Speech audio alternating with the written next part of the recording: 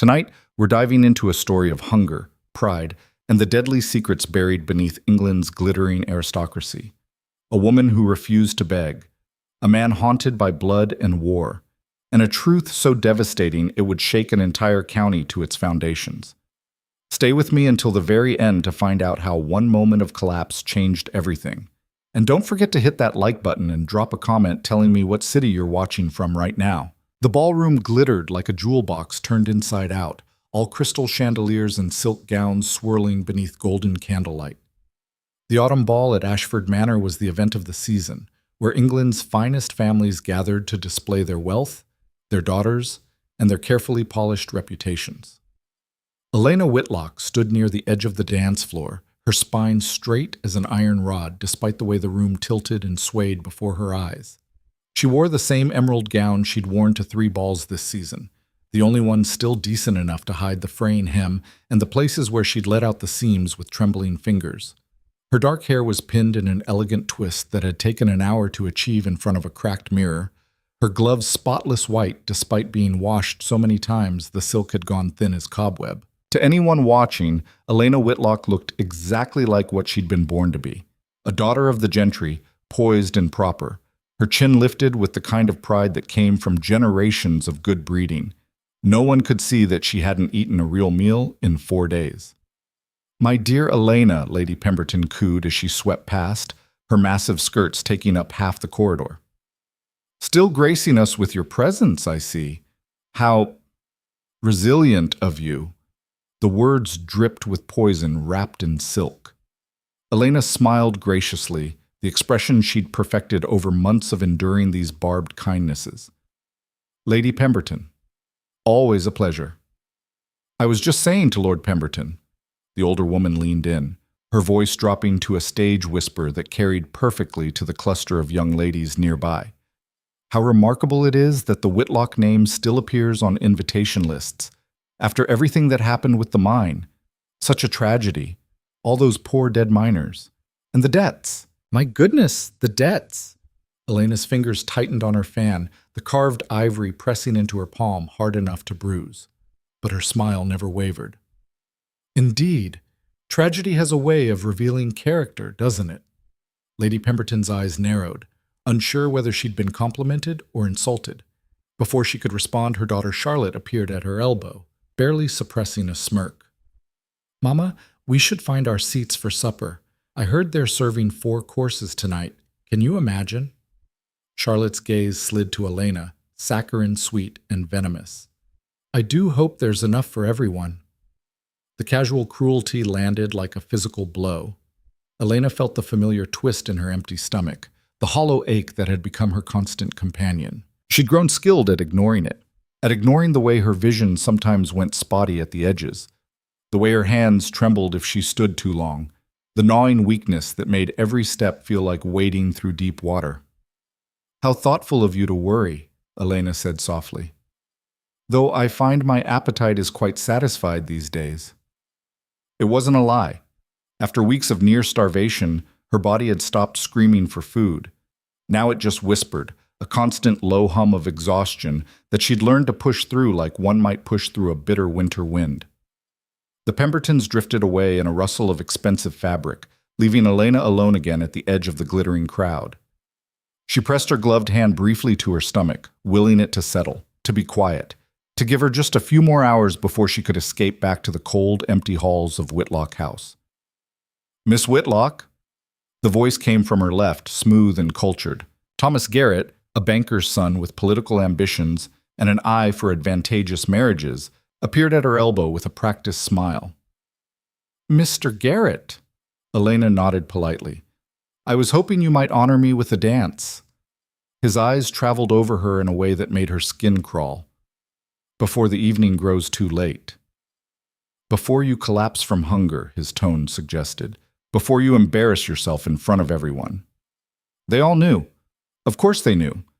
This world thrived on gossip and scandal, and the fall of the Whitlock family had provided both in abundance. The mine collapse 7 years ago had killed 17 men and destroyed her family's fortune in a single afternoon. The lawsuits, the debts, the whispers of negligence, It had all crashed down like the unstable tunnels themselves. Her father had died 2 years later, his heart giving out under the weight of shame and financial ruin. Her mother had followed within months, though the official cause was pneumonia. Elena knew better. Her mother had died of a broken heart and buried secrets. Now Elena was alone, 24 years old and clinging to the wreckage of a once proud name, with nothing but stubbornness and the crumbling walls of an estate she couldn't afford to heat. "I'm afraid I'm not dancing this evening, Mr. Garrett," she said with cool politeness, "but thank you for the kind offer." His smile thinned. "Of course. Conserving your strength, no doubt. Very wise." He walked away, and Elena felt the familiar burn of humiliation crawl up her throat.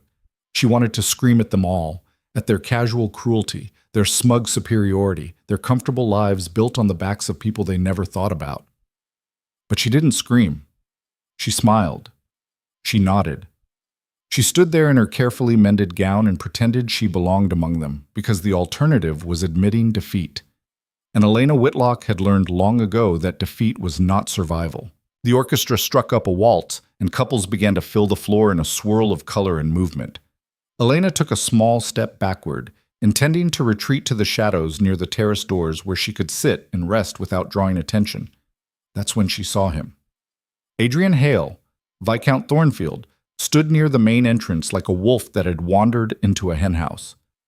Even in formal evening wear, he looked dangerous, all sharp angles and contained violence, his dark hair slightly too long, a pale scar cutting through his left eyebrow.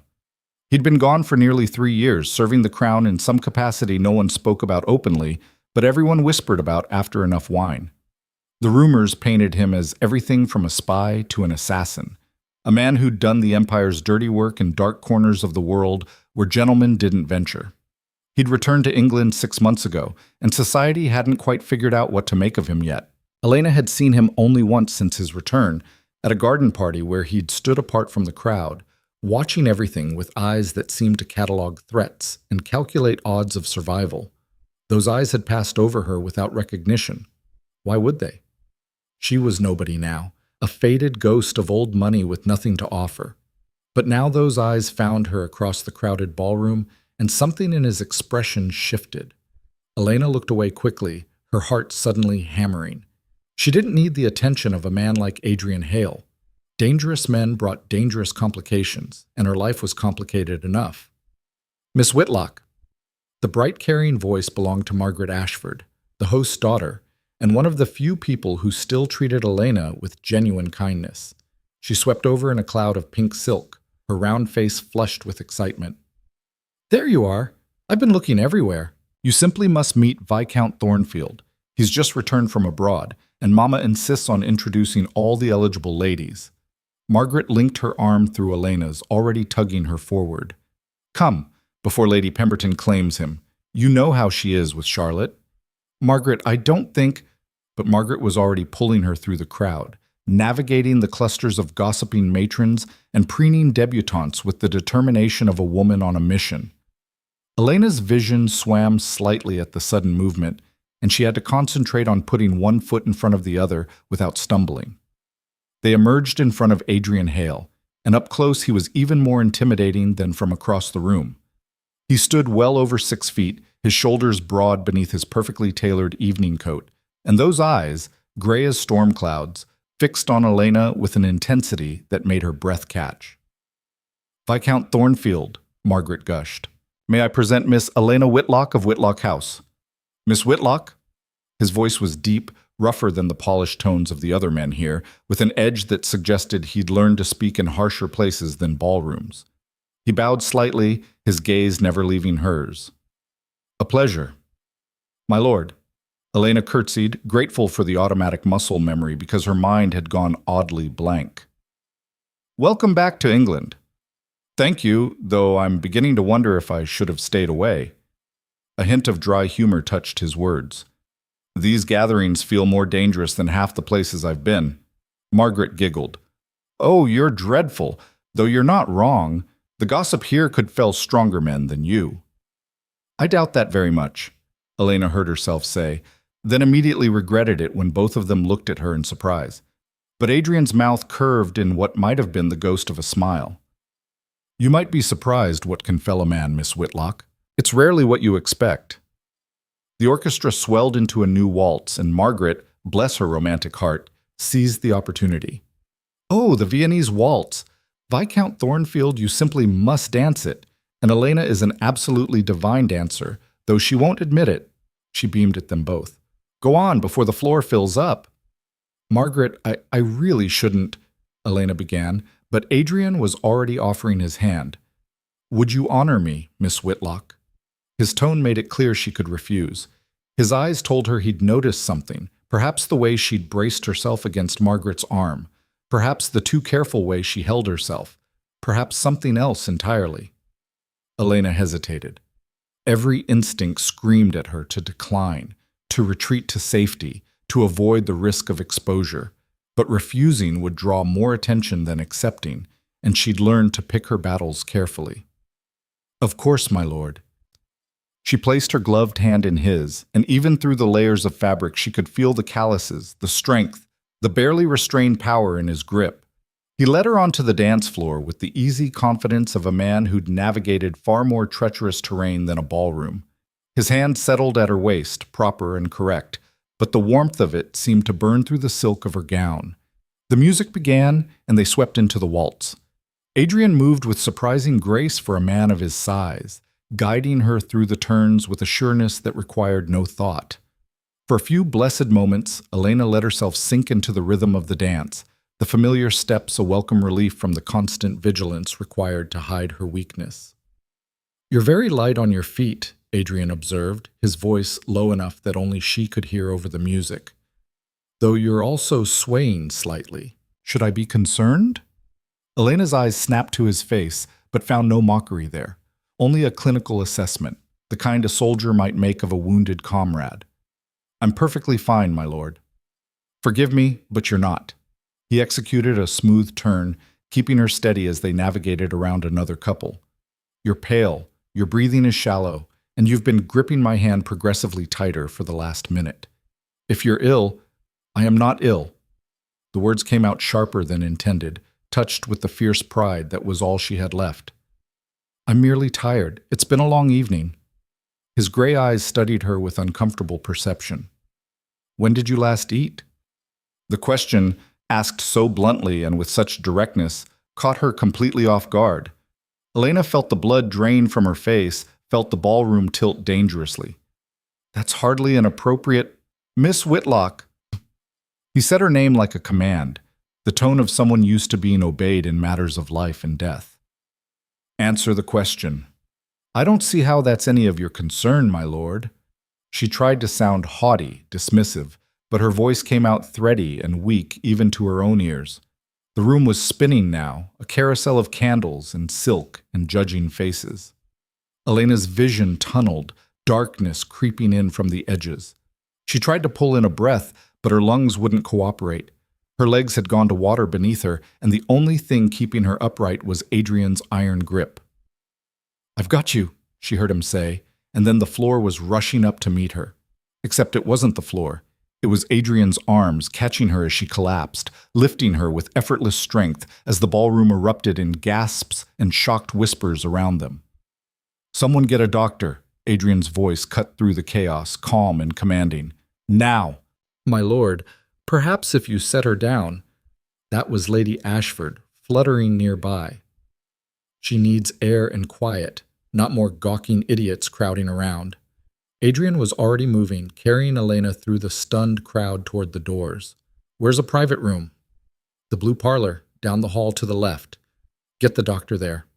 Elena tried to speak, to protest, to say something about scandal and propriety, and how she couldn't afford any more damage to her already ruined reputation. But the words wouldn't come, and the darkness was so heavy, and for the first time in months she let herself stop fighting. The last thing she heard before unconsciousness claimed her was Adrian's voice, rough and fierce. I said move, or I'll move you myself. When Elena swam back to consciousness, she found herself on a velvet settee in an unfamiliar room lit by soft lamplight. A fire crackled in the hearth, and someone had removed her gloves and loosened the tight lacing of her gown. A wool blanket covered her, and the scent of beef broth made her empty stomach clench with desperate longing. Easy. Adrian's voice came from somewhere to her left. Don't try to sit up yet. She turned her head and found him sitting in a chair pulled close to the settee, his evening coat discarded, his shirt sleeves rolled up to reveal forearms marked with old scars. He held a cup of what smelled like the broth, steam rising from it in lazy spirals. The doctor's been, he said conversationally, as if finding unconscious women in ballrooms was a common occurrence for him. He confirmed what I already knew. You're suffering from severe malnutrition, Miss Whitlock. In other words, his gray eyes pinned her with uncomfortable directness. You're starving. Shame crashed over Elena in a hot wave. She tried to sit up, to gather the tattered remains of her dignity, but Adrian's hand on her shoulder, gentle but firm, kept her still. Don't, he said quietly. Don't you dare apologize or make excuses or try to explain it away. Just drink this. He offered her the cup, and Elena's pride warred with the desperate need gnawing at her insides. Pride lost. She took the cup with shaking hands and sipped the hot broth, and it was the most glorious thing she'd ever tasted in her life. Slowly, Adrian cautioned, or you'll make yourself sick. Elena forced herself to take small sips, though everything in her screamed to gulp it down, to fill the aching void that had become her constant companion. When the cup was finally empty, she set it aside and found the courage to meet his eyes. Thank you, she whispered, for your discretion. Adrian laughed, a short, harsh sound devoid of humor. Discretion? Miss Whitlock, I just carried you out of the most well-attended ball of the season in front of half the county's gossips. There's nothing discreet about tonight. Fresh horror washed over her. Oh God, the scandal is nothing compared to the scandal of you dying of starvation in that ballroom. He leaned forward, his expression intense. How long? How long have you been living like this? Elena looked away, unable to bear the concern, or was it pity, in his eyes. It doesn't matter. It matters to me. Why? The word burst out before she could stop it. Why do you care? You don't know me. I'm no one. Just another failed aristocrat clinging to a name that means nothing anymore. Adrian was quiet for a long moment. When he finally spoke, his voice was softer than she'd heard it yet. 3 years ago, I was in a town outside Constantinople. We'd been hunting a group of insurgents for weeks, barely sleeping, barely eating. I watched a young Turkish boy, couldn't have been more than 12, try to steal bread from our camp. One of my men caught him, wanted to make an example. I looked at that boy's face, saw the desperation and pride warring there, and I saw... He paused. I saw someone who would rather die than beg. Elena's throat tightened. I gave him the bread, Adrian continued. Gave him a whole pack of supplies, actually. My men thought I was soft, but I understood something they didn't. There's a kind of courage in choosing to starve rather than surrender your dignity. It's a terrible, beautiful, absolutely foolish kind of courage. His eyes found hers again. And I recognize it when I see it. Tears pricked at Elena's eyes, but she blinked them back fiercely. So what now? You've satisfied your curiosity. You know the pathetic truth about the fallen Whitlock girl. Will you dine out on this story for weeks? No. Adrian stood abruptly, pacing to the window where he stared out at the dark gardens beyond. Now you're going to come to Thornfield Manor to recover properly. No arguments, he added, when Elena opened her mouth to protest. Doctor's orders, he says you need at least 2 weeks of careful feeding and rest before you're strong enough to... Absolutely not. Elena struggled to sit up, the room spinning slightly, but her determination ironclad. I won't be an object of charity, my lord. I have some pride left, even if I have nothing else. He turned to face her, and something in his expression made her breath catch. I'm not offering charity, Miss Whitlock. I'm offering a bargain. What kind of bargain? Adrian crossed back to her, and for the first time she saw something beyond the dangerous stranger. She saw calculation, intelligence, and something that might have been hope. I've learned some things about you tonight, beyond the obvious. Lady Ashford was very informative while we waited for the doctor. She tells me you've been helping the miners' wives in the villages, delivering babies, treating injuries, teaching them to read.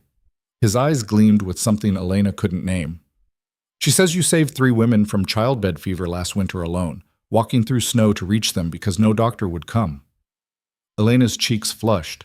It's what needed doing. It's more than that. It's skill, dedication, the kind of work that matters. He sat down again, leaning forward with his elbows on his knees. I've spent 3 years destroying things, Miss Whitlock. I'm very good at it. I've killed men, toppled conspiracies, burned things that needed burning. But I'm tired of destruction. I want to build something instead. Something that matters. I don't understand what this has to do with me. I want to fund a proper medical clinic in the mining district. Train more women like you to help in villages where doctors won't go. Make a real difference instead of just attending balls and managing investments. His voice carried a fierce intensity now. But I can't do it alone. I need someone who knows the work, who has the trust of the people, who understands what's needed. Elena's heart began to hammer. You want me to run a clinic? I want you to build it, design it, train the staff, make it everything those villages need. Adrian paused, and his next words fell like stones into still water. And I want you to marry me. The world tilted again, but this time it had nothing to do with hunger. You can't be serious. I'm completely serious. He met her shocked stare with calm certainty. Think about it practically. You need resources, food, shelter, the means to continue your work.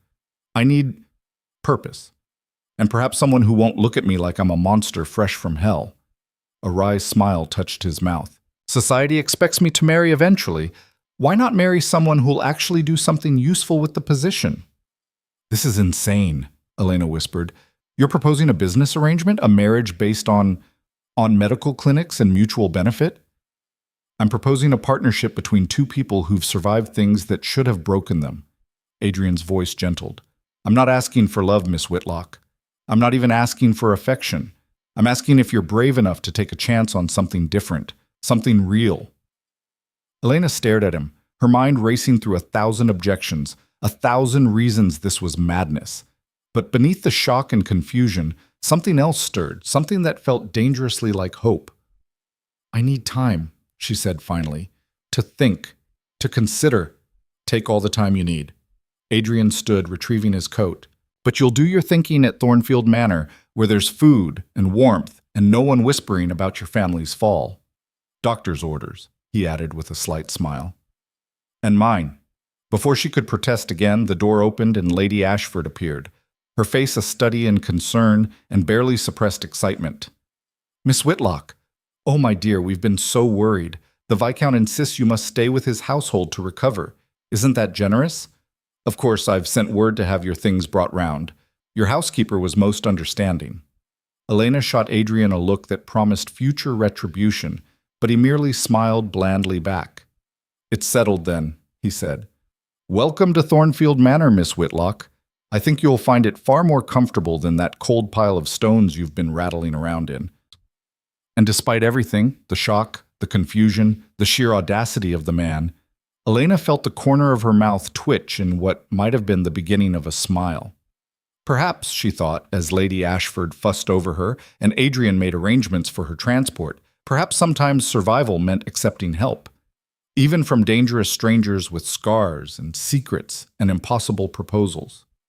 Outside, the autumn wind rattled the windows, carrying the scent of coming winter and change. Inside, Elena Whitlock, starving noblewoman, secret healer, and stubborn survivor, took the first real breath she'd managed in months. The game, it seemed, had only just begun. The carriage ride to Thornfield Manor took less than an hour, but to Elena it felt like crossing into another world entirely. She sat wrapped in borrowed furs, a basket of food at her feet, bread, cheese, cold chicken, things she'd barely let herself dream about for months. Adrian had insisted she eat during the journey, and her body had betrayed her pride completely, devouring every morsel while he sat across from her in tactful silence, watching the dark countryside roll past. When the manor finally came into view, Elena pressed her face to the window and felt her breath catch. Thornfield wasn't the largest estate she'd seen, but it radiated a kind of fierce solidity that made her ancestral home look like a child's forgotten dollhouse. Stone and timber, built to withstand coastal storms, with lights blazing in every window like a declaration of defiance against the dark. It's not gentle, Adrian said quietly, following her gaze. But it's strong. And it's warm. That matters more than beauty when winter hits these cliffs. The carriage pulled up to the main entrance, and servants appeared immediately, a small army of efficient, unsmiling people who moved with military precision. Elena recognized the hallmarks of Adrian's influence everywhere: order, discipline, purpose. Nothing wasted, nothing soft. A severe-looking woman in her 50s descended the steps, her gray dress immaculate, her spine rigid as iron. "Mrs. Thornberry," Adrian said as he helped Elena from the carriage. "This is Miss Whitlock. She'll be staying with us while she recovers. I trust the blue suite has been prepared?" "Yes, my lord. Dr. Matthews left instructions for her care." Mrs. Thornberry's sharp eyes swept over Elena, assessing and cataloging in a single glance. "Welcome to Thornfield, Miss Whitlock. If you'll follow me." The housekeeper led them through halls that smelled of beeswax and lavender, past rooms where fires burned cheerfully and everything gleamed with careful tending. Elena tried not to gawk like a country mouse, but the contrast to her own cold, empty manor was almost painful. They climbed a sweeping staircase to the second floor, and Mrs. Thornberry opened a door to reveal a suite that made Elena's throat tighten with something dangerously close to tears. The bedroom was smaller than her own at Whitlock House, but it blazed with warmth and light. A fire roared in the hearth, thick curtains shut out the autumn chill, and the bed, the enormous, impossible bed, was piled high with quilts and pillows. A bathing chamber adjoined it, and through the open door Elena could see steam rising from a copper tub. "I took the liberty of having a bath drawn," Mrs. Thornberry said, her tone softening fractionally. "And there are night clothes laid out. Ring if you need anything." When the housekeeper departed, Elena turned to find Adrian still standing in the doorway, keeping a careful distance from the bedroom itself. "I'll leave you to rest," he said. "But there's a tray coming up with supper, soup and soft bread, nothing heavy. Dr. Matthews was very specific about refeeding carefully." "You don't need to." "I do, actually." His gray eyes held hers steadily. "You collapsed in my arms from starvation, Miss Whitlock. That makes it my responsibility to ensure you don't collapse again. Sleep, eat. Tomorrow we can discuss the details of my proposal. If you still want to flee screaming into the night after a good meal and proper rest, I'll provide the horse myself." The corner of his mouth quirked, and Elena found herself almost smiling in return despite everything. "You're very sure of yourself, my lord." "I've had to be. It's a useful habit in my line of work." He stepped back into the hallway. "Good night, Miss Whitlock. Welcome to Thornfield." The door closed with a soft click, and Elena was alone in more luxury than she'd experienced in years. She shed her ball gown, the beautiful, terrible thing that had required all her skill to keep presentable, and sank into the bath with a groan of pure relief. The hot water felt like absolution. She scrubbed away months of cold poverty, careful rationing of soap and water, the grime of a life lived on the edge of ruin. When she finally emerged, pink and warm and cleaner than she'd been since her mother died, she found the promised supper waiting: rich chicken soup, soft white bread with real butter, and a pot of tea that smelled like heaven. Elena ate slowly, savoring every bite, feeling strength seep back into her bones with each swallow. Only when she'd finished every drop did she allow herself to crawl into that magnificent bed and let sleep drag her under like a tide. She didn't dream. She simply fell into darkness and stayed there, warm and fed and safe, for the first time in longer than she could remember. Dawn broke cold and gray over the coastal cliffs. Elena woke to find weak sunlight streaming through the curtains and a maid setting a breakfast tray on the bedside table. "Morning, miss," the girl said cheerfully. "I'm Hannah. Mrs. Thornberry says you're to eat all of this before coming down. Lord's orders." The tray held porridge with honey, soft-boiled eggs, toast, and more tea. Elena's stomach, having remembered what food was, growled eagerly. "Is the Viscount awake?" "Oh, he's been up for hours, miss. Rides every morning at dawn, then works in his study till noon. Military habits, Mrs. Thornberry says. They don't leave a man easy." Elena filed that information away as she ate. When she'd finished and dressed in a simple day gown, also provided and fitting suspiciously well, Hannah led her downstairs to a bright morning room where Adrian sat reading correspondence, a cup of black coffee at his elbow. He looked up when she entered, and she saw his eyes quickly assess her, checking, she realized, that she'd eaten, that color had returned to her cheeks, that she was stronger than the half-dead woman he'd carried from the ballroom. "Miss Whitlock, I trust you slept well?" "Better than I have in months, my lord." "Thank you." "Adrian." He set aside his papers. "If we're to work together, formality seems unnecessary. And may I call you Elena?" She hesitated, then nodded. The intimacy of first names felt dangerous, but no more dangerous than anything else about this situation. "I've been thinking about your proposal," she said, settling into the chair across from him. "And I have questions." "I would be concerned if you didn't." "This clinic you mentioned, you're serious about funding it? Fully funding it?" "Completely serious. I've already had my solicitor draw up preliminary plans." Adrian pulled a folder from the stack beside him and slid it across the table. "I'm prepared to invest £10,000 in the first year alone.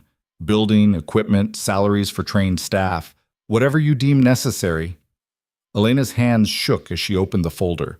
£10,000. It was a fortune.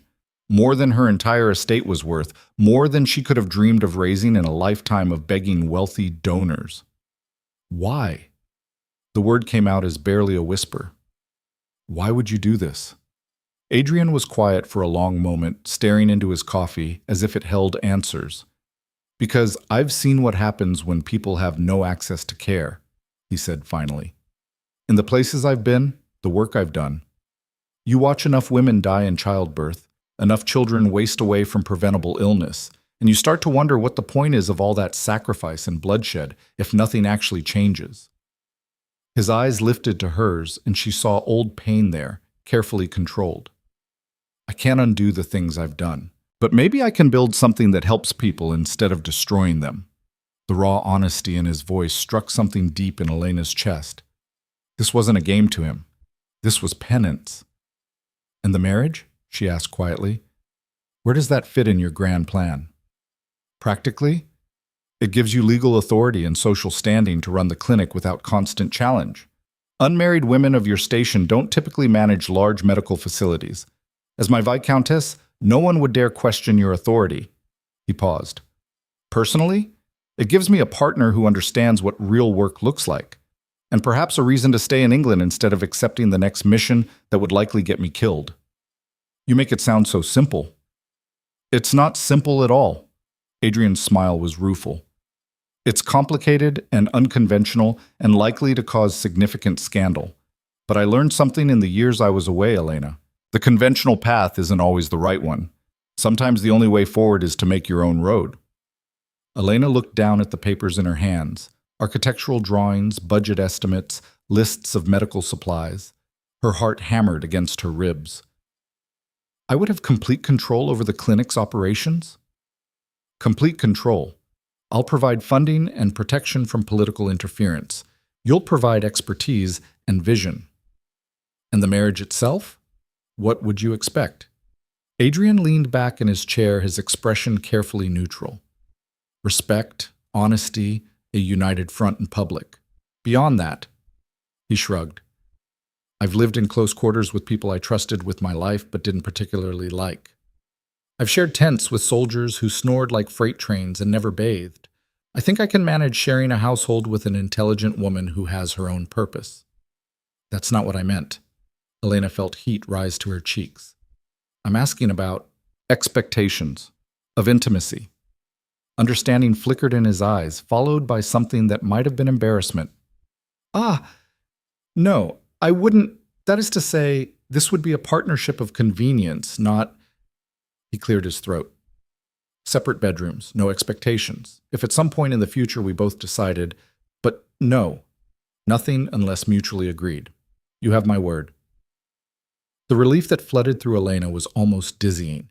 She'd been braced for demands, for the reality that marriage to any man meant surrender of her body along with her name. But Adrian was offering something different, something almost impossible. Freedom. "I need to see it," she said suddenly. "The villages. The mining district. I need to see where this clinic would be before I can agree to anything." Adrian's eyebrows rose. You want to tour the coal mining region? Elena, you've been starving for months. You collapsed less than 24 hours ago. Which is why I understand exactly what those women face. She met his gaze steadily. If I'm going to do this, I need to see it with my own eyes. Not as a charity visitor or a lady playing at benevolence. As someone who's going to build something real. A slow smile spread across Adrian's face, transforming his harsh features into something almost handsome. Very well, we'll go tomorrow, but you're eating 3 full meals today, and Mrs. Thornbury will have my head if you overtire yourself. Agreed. They shook hands across the table, and Elena felt the calluses on his palm, the strength in his grip. This was a man who'd survived things she couldn't imagine. And somehow, impossibly, he was offering her a chance to build instead of merely survive. But as she withdrew her hand, a shadow crossed Adrian's face. There's something else you should know, he said quietly. Before you agree to anything, something about the mine collapse that destroyed your family. Elena's breath caught. What about it?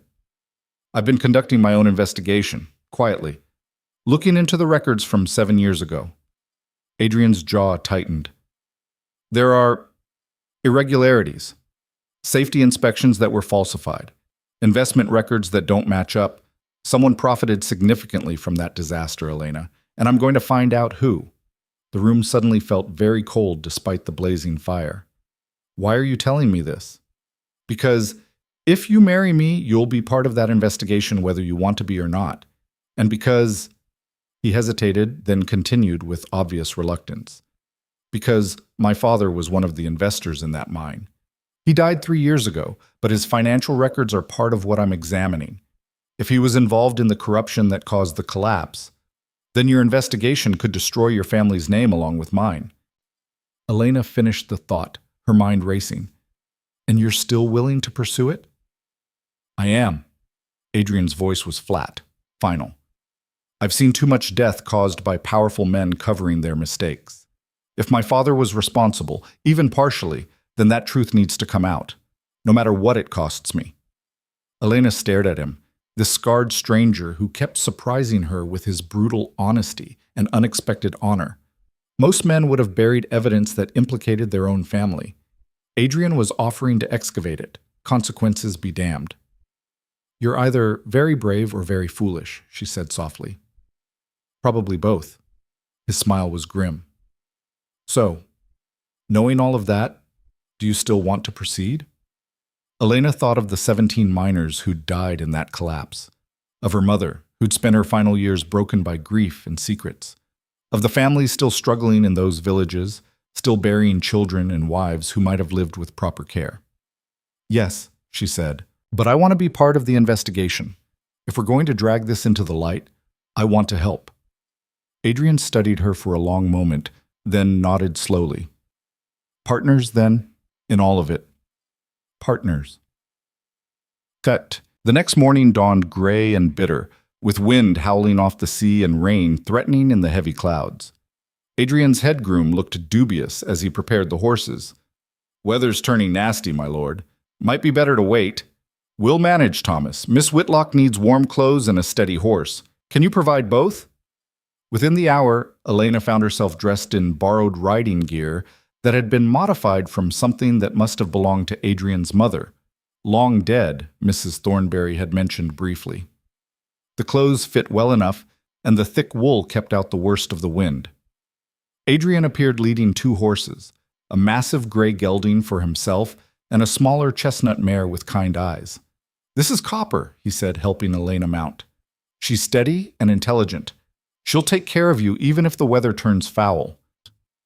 They rode out from Thornfield as the first fat drops of rain began to fall, heading inland toward the mining district that had once been the source of her family's wealth and was now the site of its greatest shame. The countryside grew rougher as they traveled, the neat farms and tidy cottages giving way to scarred earth and ramshackle buildings. The mining village of Blackwell huddled in a valley like something trying to hide from the wind, its streets muddy and dark even in daylight. Adrian led them to what had once been the main mine entrance, now sealed with timber and posted with warning signs. A monument stood nearby, a simple stone marker listing 17 names and 1 date, October 14th, 1819. Elena dismounted and approached the monument, her heart in her throat. She'd never been here before, had never had the courage to face the physical reality of the disaster that destroyed her world. James Porter, she read aloud, tracing the first name carved into stone. Thomas Bradley. William Hart. Her voice broke. I was 17 when this happened. I never even asked their names. You were a child. Adrian's voice came from just behind her. The adults failed them. Not you. My father knew. The words tumbled out, years of suppressed guilt and rage spilling free. He had to know the mine wasn't safe. He visited regularly, reviewed reports, and my mother, Elena's breath hitched. She tried to tell someone. I found her letters after she died, drafts she never sent. She knew something was wrong with the inspections.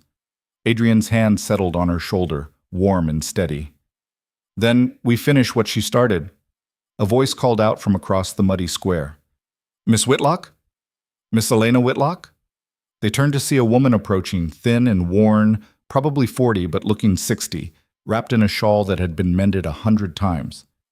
She stared at Elena with a mixture of recognition and something harder to define. I'm Mary Porter, the woman said. James Porter's widow. I heard you were back in the county. Her eyes flicked to Adrian, assessing. And with Lord Thornfield, no less. Mrs. Porter, Elena's voice came out steadier than she felt. I'm so sorry for your loss. Sorry. Mary's laugh was bitter as the wind. Bit late for sorry, isn't it? 28 years old my James was.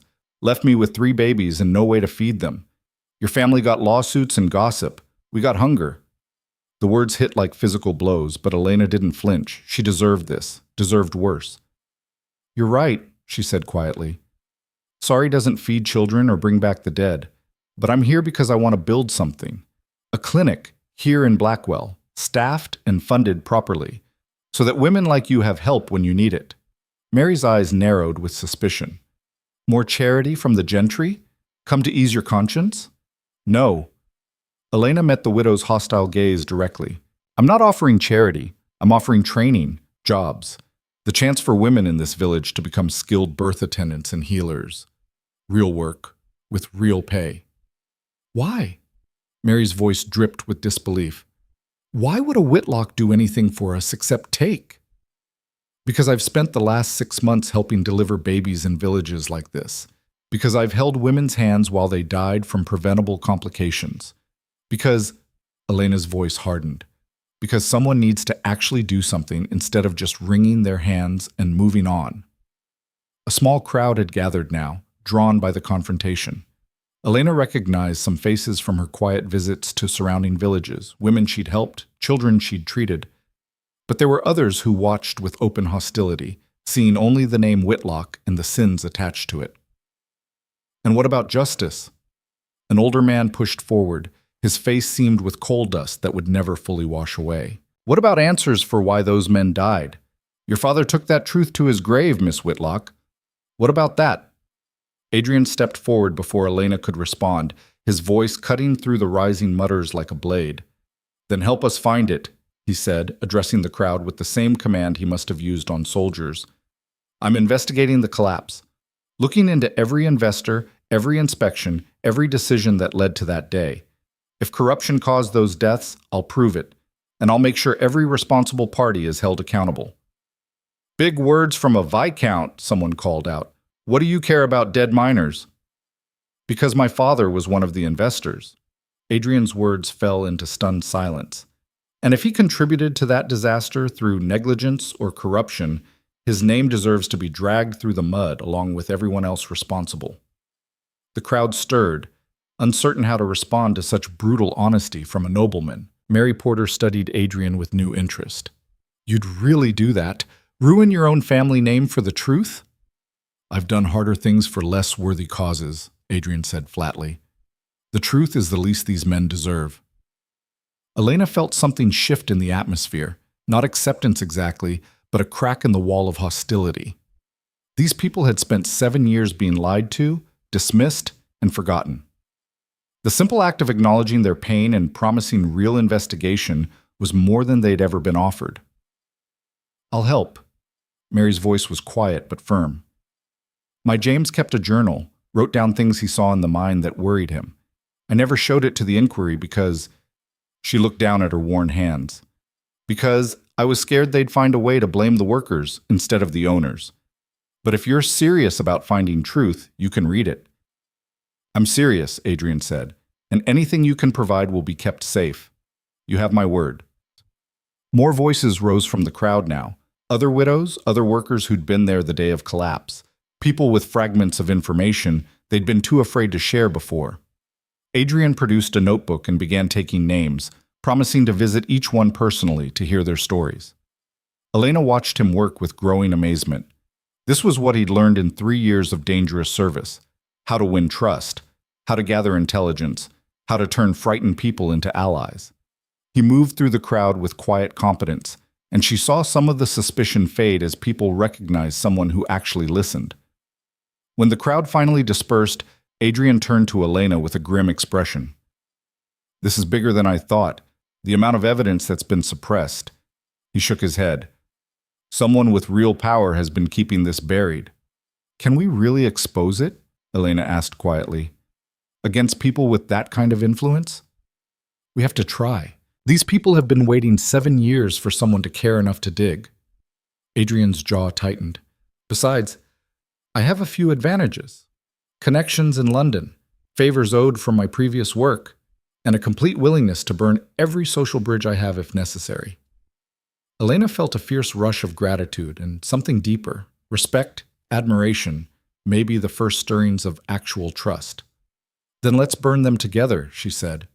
Adrian smiled, and for the first time it reached his eyes.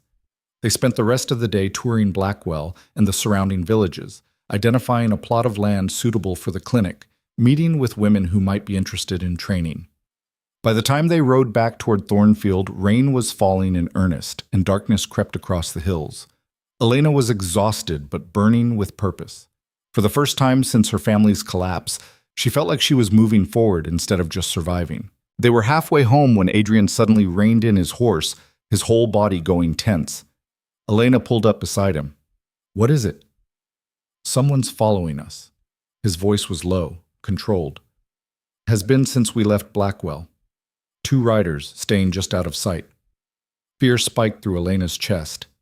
"Bandits?" "Possibly, or someone who doesn't want us asking questions about the mine." Adrian's hand dropped to his saddle, and Elena saw with shock that he'd brought a pistol. "Stay close to me. We're going to ride hard for Thornfield. Don't stop for anything." "Adrian." "Now, Elena." They kicked their horses into a gallop, mud flying up from pounding hooves. Behind them, Elena heard shouts and the sound of pursuit. Her heart hammered as Copper surged forward, following Adrian's gray gelding through the gathering dark. They raced through rain that had turned to a downpour, the road slick and treacherous. Elena clung to her saddle, trusting Copper's sure feet and Adrian's leadership as they thundered toward safety. A shot rang out, sharp and unmistakable even through the storm.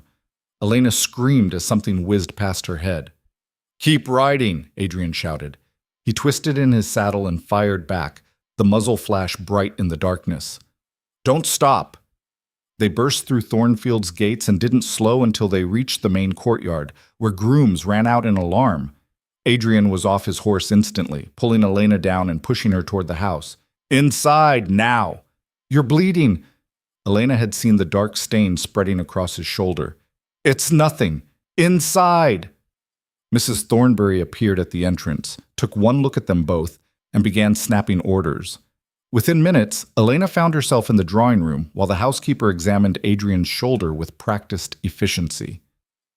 "Grazed you good, my lord. You'll need stitches." "I've had worse." But Adrian's face was pale under his tan, jaw tight with pain. Elena's hand shook as she poured brandy for both of them. Someone had just tried to kill them, shot at them on a public road because they'd asked questions about a 7-year-old mining disaster. "Who?" she whispered. "Who would do this?" Adrian met her eyes, and she saw cold fury there. Someone with a lot to lose if the truth comes out. Someone powerful enough to hire men to silence us. He took the brandy and downed it in one swallow. which means we're closer to something important than I realized. We should stop. This is too dangerous. No. Adrian's voice was iron. This is exactly why we continue. They shot at us, Elena. They're scared, and scared people make mistakes. Elena looked at this man who'd offered her partnership and protection, who'd taken a bullet for a cause that wasn't even his own, who refused to back down even when violence came calling, and she made her decision. Then I'm in, she said firmly. All the way in.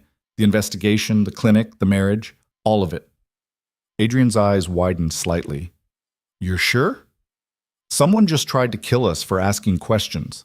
If we stop now, those 17 miners died for nothing. My mother's attempts to expose the truth meant nothing, and those families in Blackwell will never get justice. Elena's voice strengthened with each word. So yes, I'm sure. Let's finish this. Adrian stared at her for a long moment, then held out his uninjured hand. Partners. Elena took his hand, feeling calluses and strength and the slight tremor that came from blood loss and adrenaline. Partners, she agreed. And as rain lashed against Thornfield's windows, and somewhere out in the dark their enemies regrouped, Elena Whitlock, starving noblewoman turned healer turned revolutionary, committed herself to a war against the powerful. She'd survived hunger. She'd survived ruin. Now she would survive this too, or die trying. The bullet wound kept Adrian confined to Thornfield for 3 days, and in that time the evidence began to pile up like kindling waiting for a spark. Mary Porter's husband had kept meticulous records.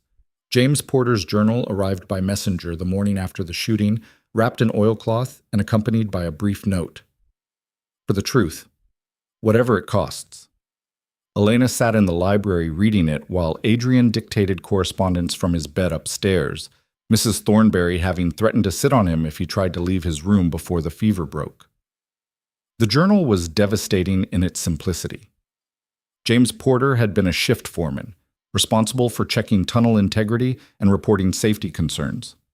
His entries cataloged a systematic erosion of basic precautions: support timbers cut too thin to save costs, ventilation shafts blocked to speed extraction, safety inspections falsified or skipped entirely.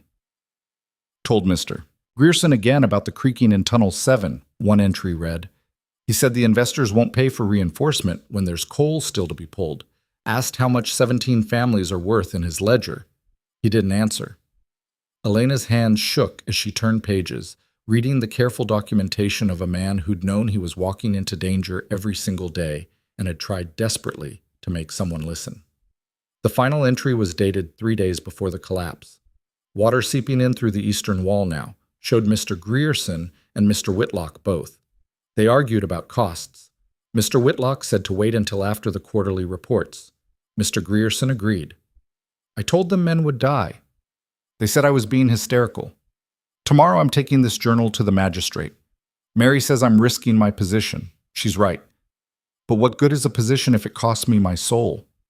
Elena closed the journal and pressed her palms against her eyes, willing herself not to cry. Her father had known, had been warned directly, had chosen profits over lives. Elena?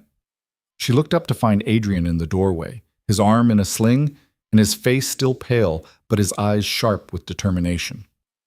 You're supposed to be in bed. I've been in bed long enough. What did you find? She handed him the journal silently.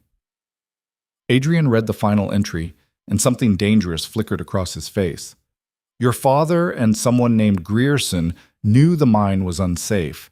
They chose not to act. He looked up at her. I'm sorry. Don't be sorry. Be useful. Elena stood, surprised by the steadiness of her own voice. Who is Grierson? Richard Grierson. He was the mine manager and also a minor investor. Disappeared after the collapse. Went to America, supposedly. Adrian flipped through the journal. But according to this, he and your father made decisions together, which means they shared liability. My father's dead. He can't be held accountable. Elena felt something cold and hard settling in her chest. But Grierson might still be alive, and there were other investors. Your father. Who else? Adrian moved to the desk and pulled out a leather folder.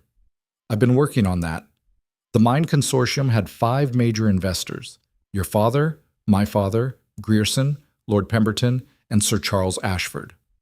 Elena's breath caught. Pemberton and Ashford? Lady Pemberton, who mocked me at the ball? And Margaret Ashford's father? The same. Adrian's expression was grim. Which explains why the inquiry was shut down so quickly. 3 of the 5 investors were peers with significant political influence. They buried the investigation, paid minimal compensation to the families, and moved on. While 17 men stayed buried underground, Elena's voice shook with fury, while their families starved. Yes, Adrian opened the folder and spread documents across the desk. But here's what's interesting. According to these financial records, someone sold their share of the mine 3 weeks before the collapse, liquidated completely, and transferred the funds overseas. Elena leaned over the papers, scanning numbers that made her head spin. Who? That's what I haven't been able to determine. The transaction was structured through multiple intermediaries, deliberately obscured. Adrian's jaw tightened. But whoever it was knew the collapse was coming, knew and profited from it while letting 17 men die.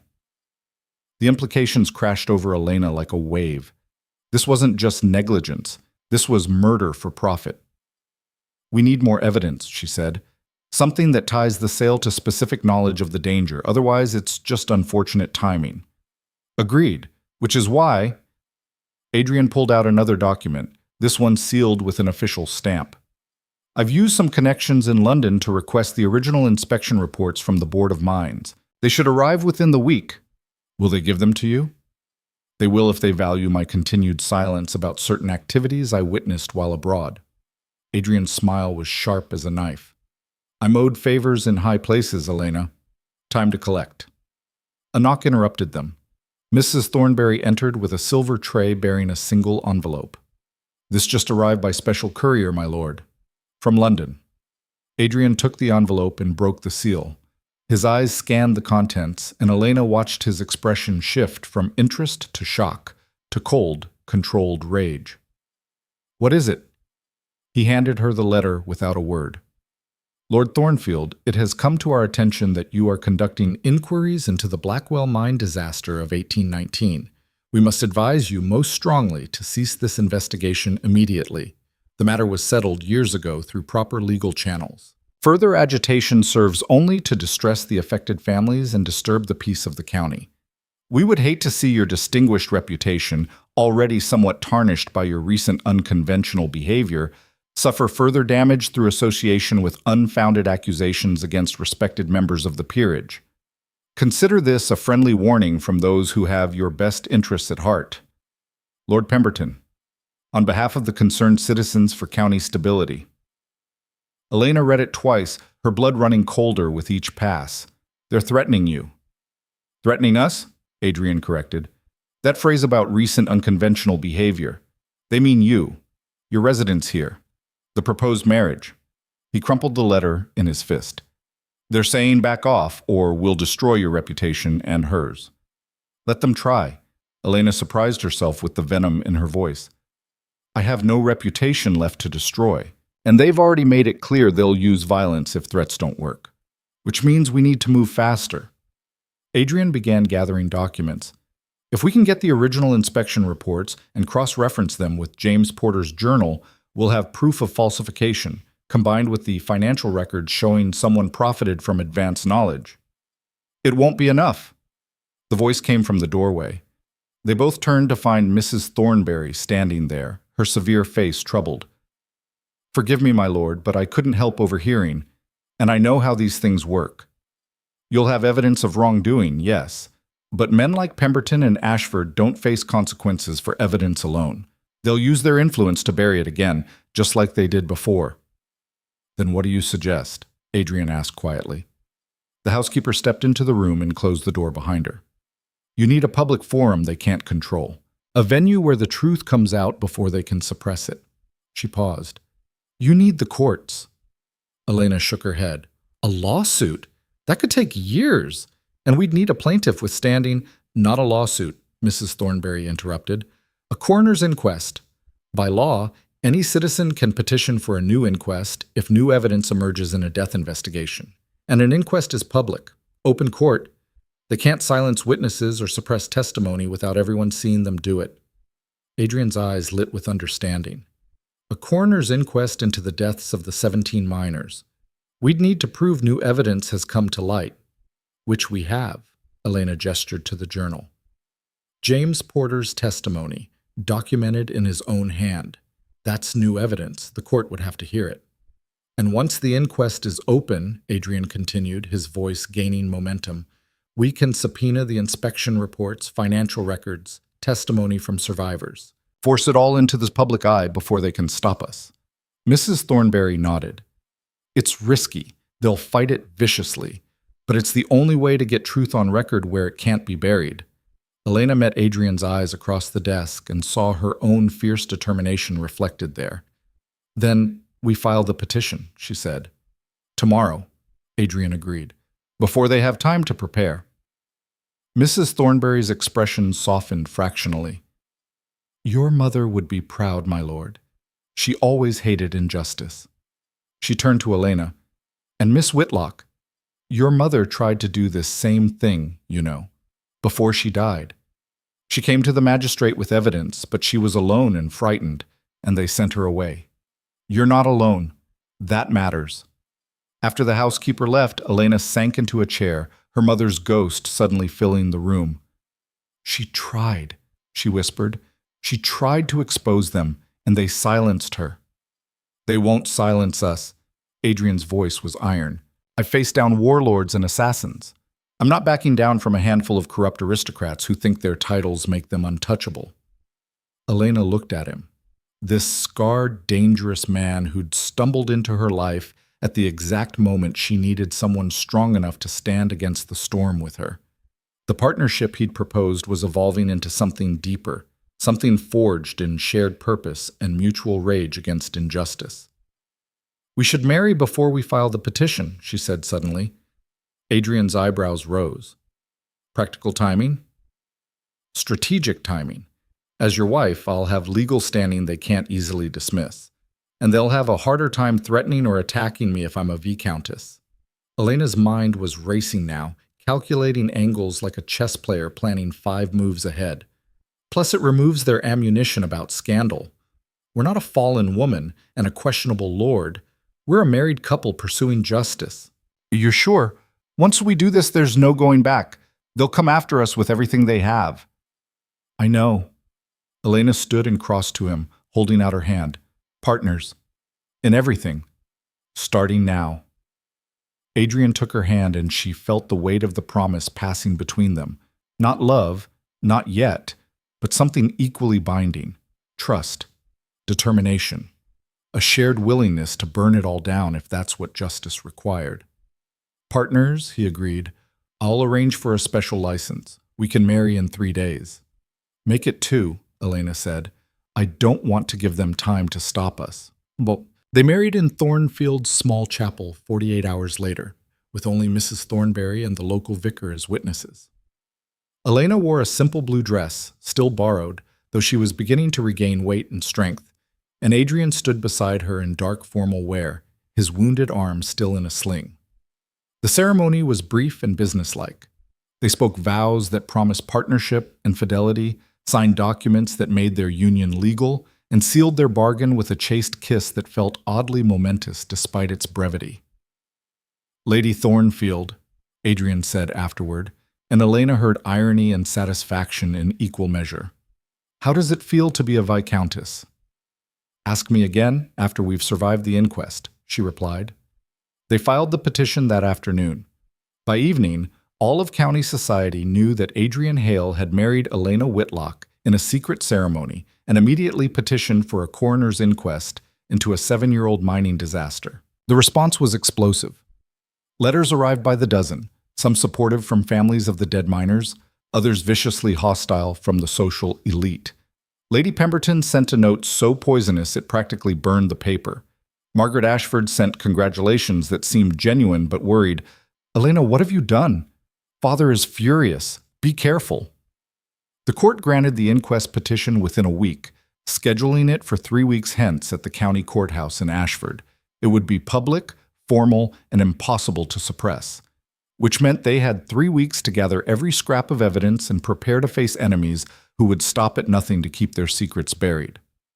Adrian threw himself into the investigation with military precision, interviewing witnesses, organizing documents, building a case brick by methodical brick. Elena worked beside him, translating technical mining terminology, cross-referencing dates, preparing testimony from the miners' families. They worked long hours in the library, often late into the night, maps and ledgers and journals spread across every surface. Mrs. Thornberry kept them fed and brought endless pots of coffee while they built their weapons from paper and ink. 2 weeks before the inquest, the official inspection reports finally arrived from London. Adrian broke the seal on the package with Elena watching over his shoulder. What they found inside made both of them go very still. The reports were falsified, exactly as expected. But more than that, the handwriting matched across multiple inspections that supposedly had been conducted by different engineers. Someone had forged an entire year's worth of safety documentation. "This is it," Elena breathed. "This proves fraud, proves they knew the mine was unsafe and lied about it." Adrian was flipping through pages, his expression growing darker with each one. Then he stopped, his whole body tensing. "What?" Elena leaned closer. "What did you find?" He pointed to a signature at the bottom of one of the forged reports. The writing was different from the inspection content, clearly added later, a counter-signature approving the fraudulent documentation. The signature read, "Edward Whitlock, Elena's father." But that wasn't what made Adrian's face go pale. Below her father's signature was another counter-signature, equally clear, Margaret Ashford, not Sir Charles Ashford, his daughter. The same Margaret who'd been Elena's friend, who'd introduced her to Adrian at the ball, who'd sent worried congratulations about the marriage. "That can't be right," Elena whispered. "Margaret was barely 17 when the mine collapsed. Why would her signature be on these documents?" Adrian turned to the next page, then the next, a pattern emerging. Margaret Ashford's name appeared on half a dozen reports, always as a witness or counter-signatory, always alongside Elena's father. "She wasn't a child," Adrian said slowly, his voice strange. "She was involved. But why? How?" Elena's mind raced back through years of memories. Margaret Ashford, always kind, always friendly, always seeming to appear at just the right moments. Margaret who'd introduced her to Adrian. Margaret who'd known about Elena's poverty but never spoken of it publicly. Margaret who'd sent that warning, "Father is furious, be careful." Not a warning about her father's anger, a warning about what was coming. "She's been watching us," Elena said, the pieces clicking into place with horrible clarity. "This whole time, making sure we didn't get too close to the truth. Or making sure we did." Adrian's eyes were sharp now, calculating. "Think about it. She introduced us, pushed us together, made sure we connected. Why would she do that unless—" The window exploded inward in a shower of glass and splintering wood. Elena screamed as Adrian tackled her to the floor, his body covering hers as something heavy crashed into the room and rolled across the carpet, trailing smoke. "Get down!" Adrian shouted, but Elena had already seen what it was. A canister of some kind, pouring thick gray smoke that burned her lungs and blinded her eyes. She heard Adrian cursing, heard footsteps running in the hall, heard Mrs. Thornberry shouting for help. Then rough hands grabbed her, yanking her away from Adrian's protective grip. Elena fought, kicking and clawing, but the smoke had stolen her strength and she couldn't see, couldn't breathe, couldn't— Something struck the back of her head, hard and precise. Darkness swallowed her whole. Elena woke to cold. Bone-deep, shivering cold that made her teeth chatter and her whole body ache. She tried to move and found her hands bound behind her back, her ankles tied to the legs of a wooden chair. A blindfold covered her eyes. Panic clawed at her throat. She forced it down, forced herself to breathe slowly and assess. She was sitting upright. The air smelled damp and mineral-rich, underground maybe, or a cellar. The floor beneath her feet was dirt or stone, uneven and cold. She heard breathing nearby. Not her own. Someone else. "I know you're awake, Elena." The voice was cultured, female, and horribly familiar. Your breathing changed. "Margaret?" Elena's voice came out as a croak. I'm sorry it had to be like this. Footsteps approached, and Elena felt fingers at the back of her head, untying the blindfold. It fell away, and she blinked in the dim light of what appeared to be an old mine tunnel, shored up with rotting timbers and lit by a single oil lamp. Margaret Ashford stood in front of her, and she looked nothing like the cheerful debutante Elena remembered. Her face was hard, her eyes cold, and she held a small pistol with the easy familiarity of someone who knew how to use it. "Where's Adrian?" Elena demanded. "Safe, for now, locked in his own wine cellar with a guard I trust." Margaret pulled over a crate and sat down, the pistol never wavering. "We needed to talk, just us. Away from him and his investigation and all those inconvenient questions. You've been involved from the beginning." Elena's mind was racing, trying to understand. "You were barely more than a child. I was 17 and in love with your father." Margaret's laugh was bitter. Foolish, romantic 17-year-old Margaret, who thought Edward Whitlock was a tragic widower who needed saving. He encouraged it, used it, made me his confidant, while he and the other investors cut corners and pocketed profits. Elena felt sick. "My father and you had an affair."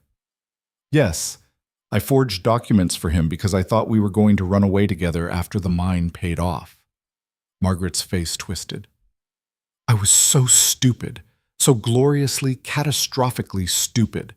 He was using me to create a shield, someone else's handwriting on the forgeries in case anyone looked too closely. Someone young and naive who could be dismissed as a foolish girl if she ever tried to expose him. The collapse killed 17 men and destroyed my illusions. When I realized Edward had known the mine was unsafe, had let those men die to avoid costs, I confronted him. He laughed at me, called me a silly child, and told me to go play with my dolls." Margaret's eyes glittered with old rage. 3 days later, your mother came to him with evidence, letters from James Porter, documentation of the safety violations. She was going to the authorities. Elena's blood ran cold. "What did he do?" "He came to me, panicked, said your mother would destroy everything, asked me to help him one more time." Margaret's voice dropped to barely a whisper. "I helped him delay calling the doctor when she fell ill, just a few hours. Not enough to be suspicious, just enough to ensure that when the doctor finally came, it was too late to save her." The words hit like physical blows. Elena couldn't breathe, couldn't think past the horrible understanding crashing over her. "You killed my mother." "Your father killed your mother. I just made it easier for him." Tears streaked down Margaret's face now, but her gun hand remained steady. "I've lived with that for 7 years. Watched you struggle and starve and nearly die yourself, knowing I helped murder the woman who could have saved you. Do you have any idea what that's like?" "Then why?" Elena choked out. "Why introduce me to Adrian? Why help us start this investigation if you're part of what we're trying to expose?" Margaret's smile was terrible. Part grief, part madness, part something Elena couldn't name. "Because I'm tired of running from it. Because I want it all exposed. Every crime, every lie, every person who's profited from those dead miners. Your father's dead. My father's influence is fading. Lord Pemberton is old and sick. Adrian's father is in his grave. But the truth?" She leaned forward. "The truth is still buried, and I want it dug up and laid bare for everyone to see. Even if it destroys you? Especially if it destroys me. I deserve destruction, Elena. I helped kill your mother. I deserve everything that's coming." Margaret stood abruptly. "But there's one more piece you need to know, one more truth that will break everything wide open." "What truth?" "The investor who sold out 3 weeks before the collapse. The one who profited from advanced knowledge while letting 17 men die." Margaret's voice was eerily calm. "It wasn't Richard Grierson. He disappeared after the collapse because someone paid him to, someone who needed a scapegoat." Elena's heart hammered. "Then who?" "Sir Charles Ashford, my father." Margaret's face was a mask of grief and fury. "He's the one who knew the collapse was coming. He's the one who liquidated his investment and transferred the money overseas. And when 17 men died, he used his political influence to shut down the investigation and cover his tracks." The pieces fell into place with sickening clarity. a powerful magistrate with the means to suppress evidence, a daughter who knew the truth and carried the guilt, a conspiracy that had reached the highest levels of county society. "Why are you telling me this?" Elena whispered. "Because in 2 days that inquest opens, and you're going to testify. You're going to tell them everything. About the forged inspections, about my involvement, about my father's profits." Margaret's eyes burned with terrible purpose. "You're going to destroy us all, and I'm going to make sure you have the evidence to do it." She reached into her coat and pulled out a leather document case, dropping it at Elena's feet. "Financial records. Correspondence between my father and the other investors. Proof of the money transfers and the cover-up." Margaret's voice shook. "Everything you need to prove deliberate negligence and murder for profit." "Why?" Elena stared at her former friend, unable to reconcile the cheerful girl from the ballroom with this hollow-eyed woman offering herself up for destruction. "Why help us?" "Because your mother tried to do the right thing, and I helped kill her for it. Because 17 families deserved better than they got. Because—" Margaret's voice broke. "Because I'm so tired of being part of the lie. I want it to end. Even if ending it ends me too." She moved behind Elena and began untying the ropes. "Adrian will find you within the hour. I've left him clues. When he does, take those documents and finish what we started." The ropes fell away and Elena stumbled to her feet, her legs numb from being bound. "What about you?" she asked. Margaret's smile was infinitely sad. "I'll be at the inquest. I'll testify to everything. And afterward," she shrugged, "afterward, justice takes whatever form it takes. Maybe they'll hang me for murder. Maybe they'll just destroy my name and leave me alive to suffer with it. Either way, the truth will be out." She stepped back toward the tunnel entrance, and Elena saw shadows moving beyond the circle of lamplight, Margaret's people, whoever they were, facilitating this strange confession and stranger alliance. "Margaret, wait." "No more waiting. No more hiding. The inquest is in 2 days, Elena. Make those bastards pay for what they did. All of them, including me." Then she was gone, the darkness swallowing her, and Elena was alone with the damning documents and the horrible, complicated truth of what her investigation had uncovered. She heard footsteps running in the tunnel, heard Adrian's voice calling her name with desperate urgency.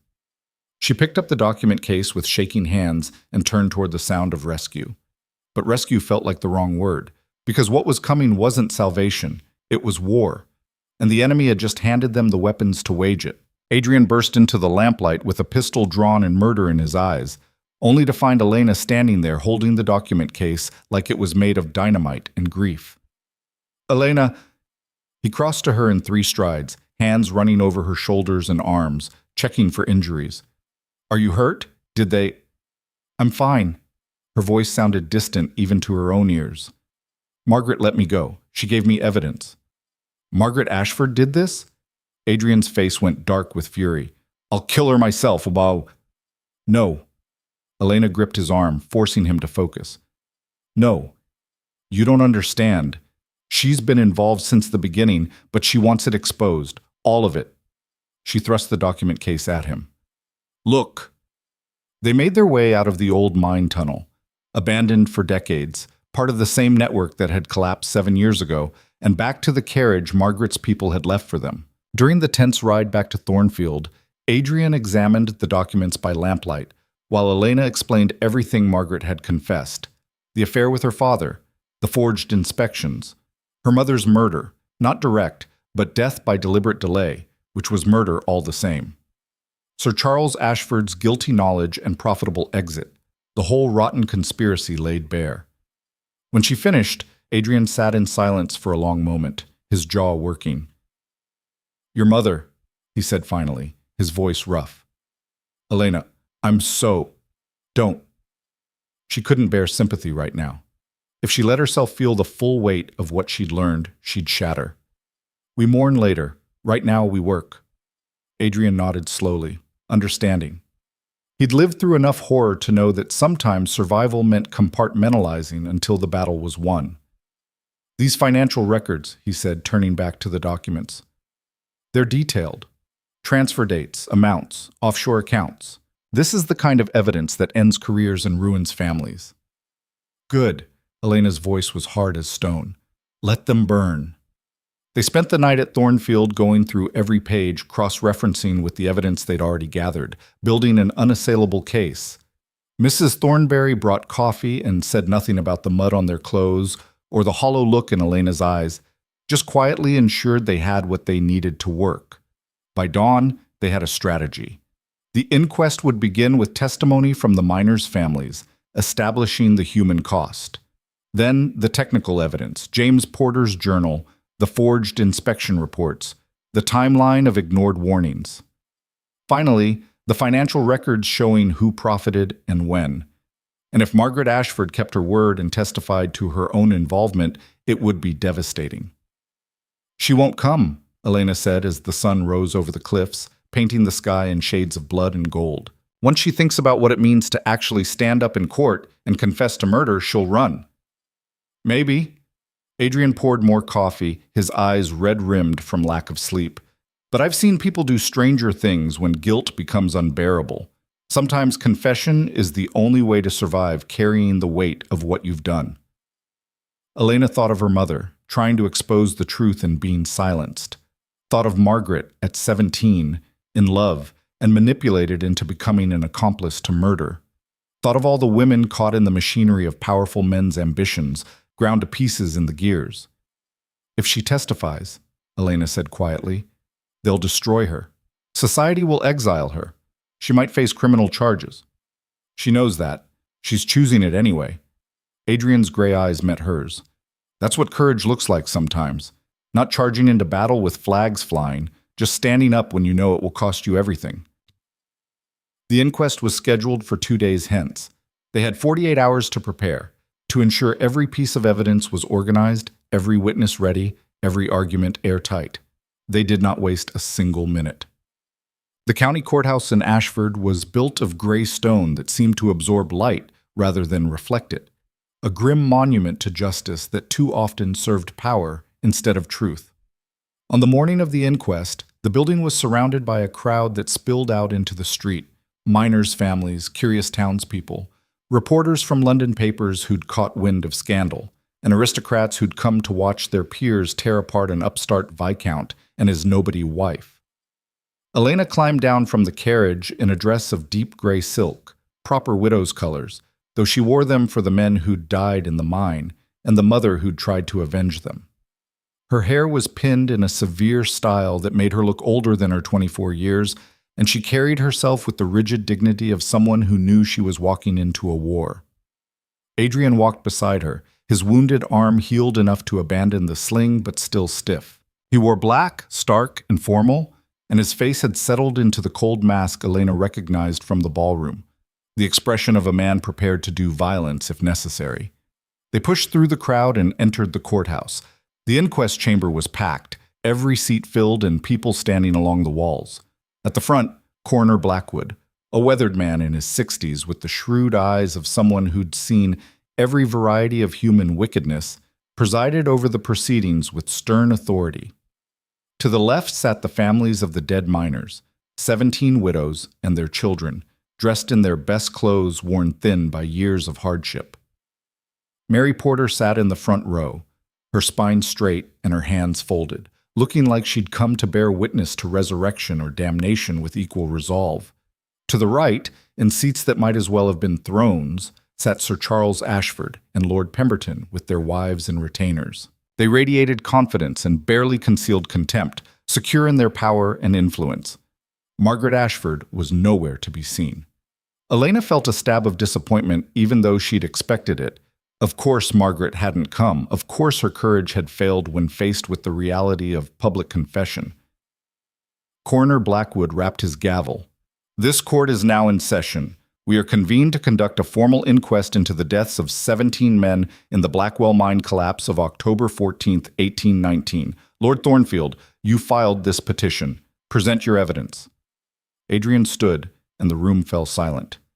"Thank you, Coroner. The petitioners contend that new evidence has emerged proving the deaths were not accidental, but the direct result of deliberate negligence and fraud."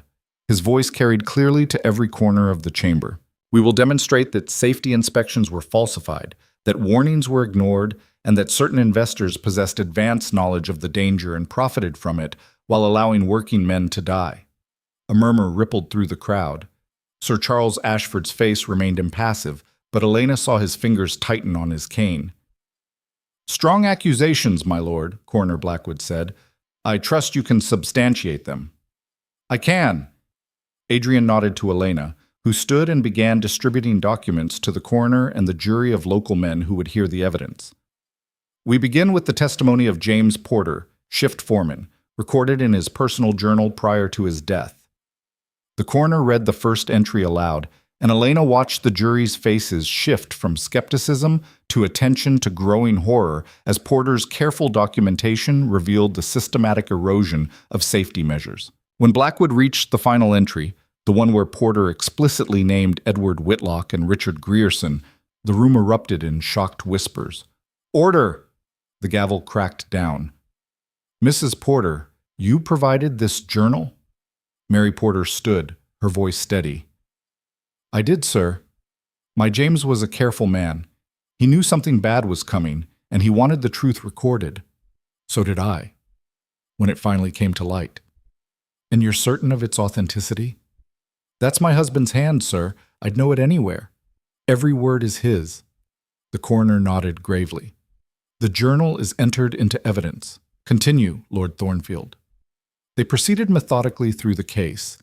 Elena presented the forged inspection reports, pointing out the identical handwriting across documents supposedly written by different engineers. A mining expert testified about the technical violations documented: insufficient support timbers, blocked ventilation, ignored water seepage. Each piece of evidence built on the last, constructing an unassailable picture of negligence so egregious it bordered on murder. By midday, even the aristocrats in their fine seats were looking uncomfortable.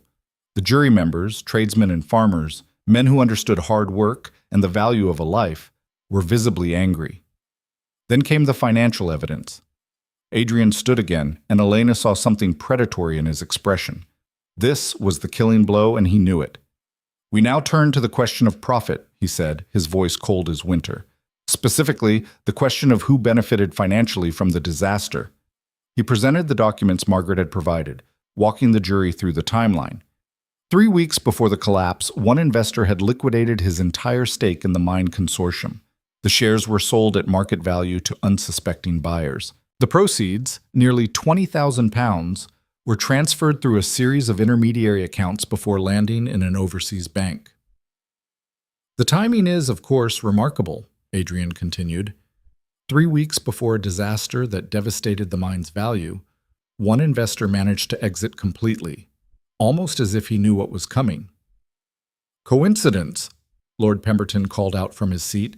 "Market speculation is not evidence of wrongdoing." "I would agree, Lord Pemberton, except for one detail." Adrian pulled out another document.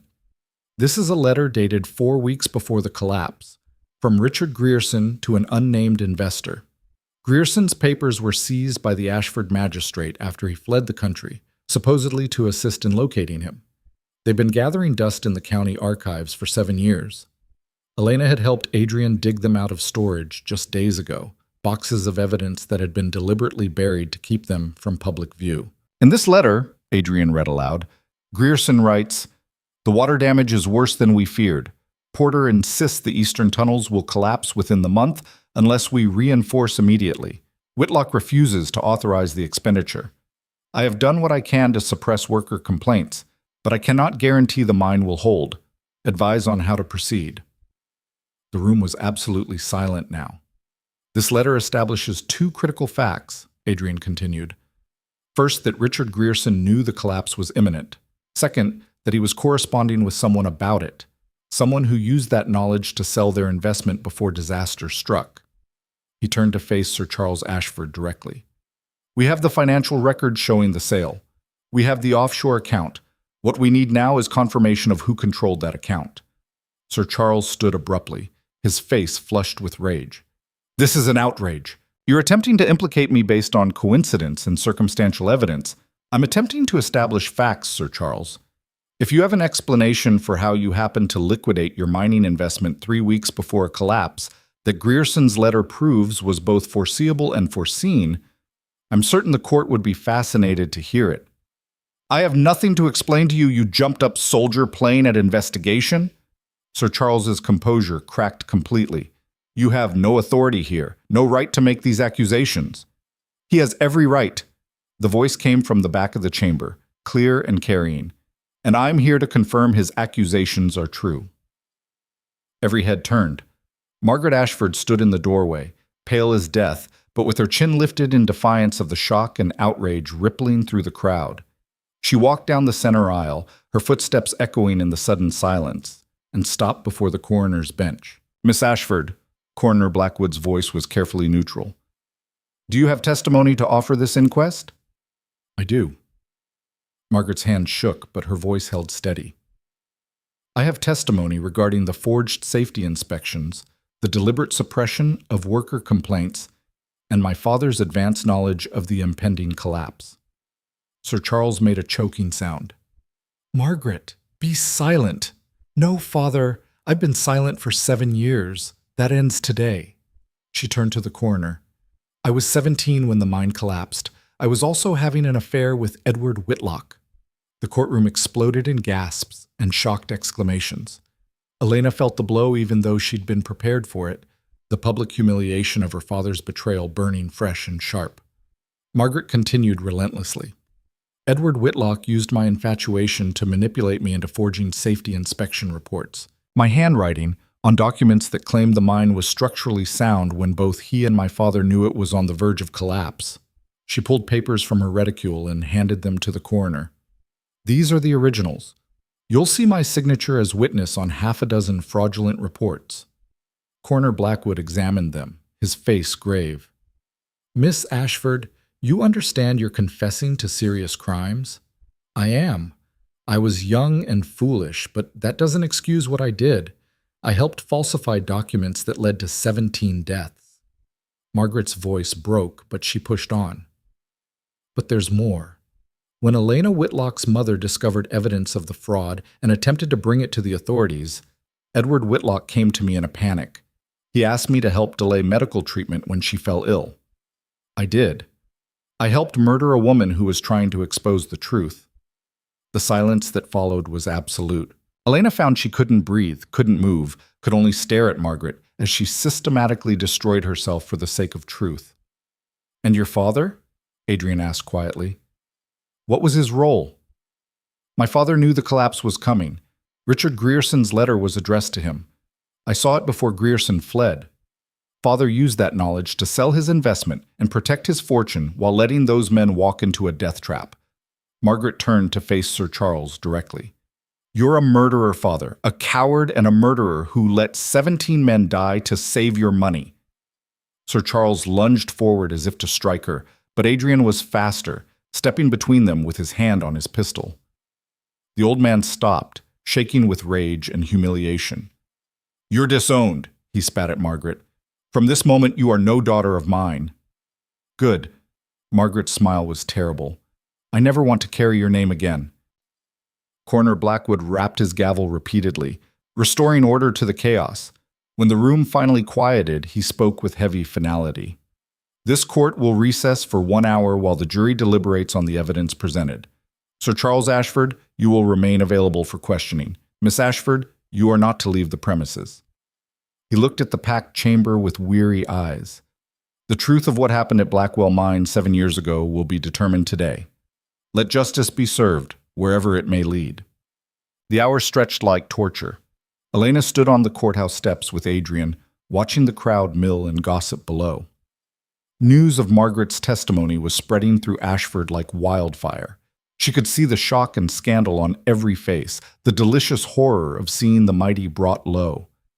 She did it, Elena said softly. She actually did it. She did. Adrian's hand found hers, squeezing gently. Braver than I expected, braver than most soldiers I've known. What will happen to her? Legally, she's confessed to forgery and potentially accessory to murder. Could face prison, could face exile, could face hanging if the magistrate wants to make an example. Adrian's jaw tightened. But the real punishment will be social. She'll be destroyed in society. No family, no prospects, no future. Elena thought about that, about the girl who'd been kind to her at balls, who'd introduced her to Adrian, who'd carried the weight of terrible guilt for 7 years before finally finding the courage to speak. "We'll help her," she decided. "When this is over, whatever punishment she faces, we'll make sure she survives it." Adrian looked at her with something like wonder. "After everything she's done to you, she helped murder my mother, but she also exposed the men who ordered it and profited from it. That doesn't make us even. It doesn't erase the crime, but it means something." Elena's voice strengthened. "Besides, she's right. She was 17 and in love and manipulated. My father bears the greater guilt, and he's beyond our reach now." Before Adrian could respond, the courthouse doors opened. The jury was returning early. They filed back into the chamber, and Elena's heart hammered as she watched their faces. These were ordinary men: a blacksmith, a grocer, 2 farmers, a carpenter, a tavern keeper. Men who understood the value of honest work and the cost of corruption. The foreman stood, a gray-haired farmer named Thomas Hendricks, who'd lost a cousin in the collapse. "Have you reached findings?" Coroner Blackwood asked. "We have, sir." Hendricks' voice was grave. "The jury finds that the deaths of the 17 miners in the Blackwell collapse were not accidental. They were the direct result of deliberate negligence, falsified safety inspections, and willful disregard for worker safety by the mine's investors and management."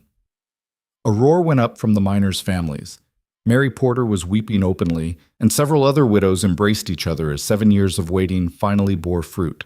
Furthermore, Hendricks continued, raising his voice to be heard, "We find that certain investors possessed advanced knowledge of the danger and used that knowledge for financial gain while allowing the disaster to proceed.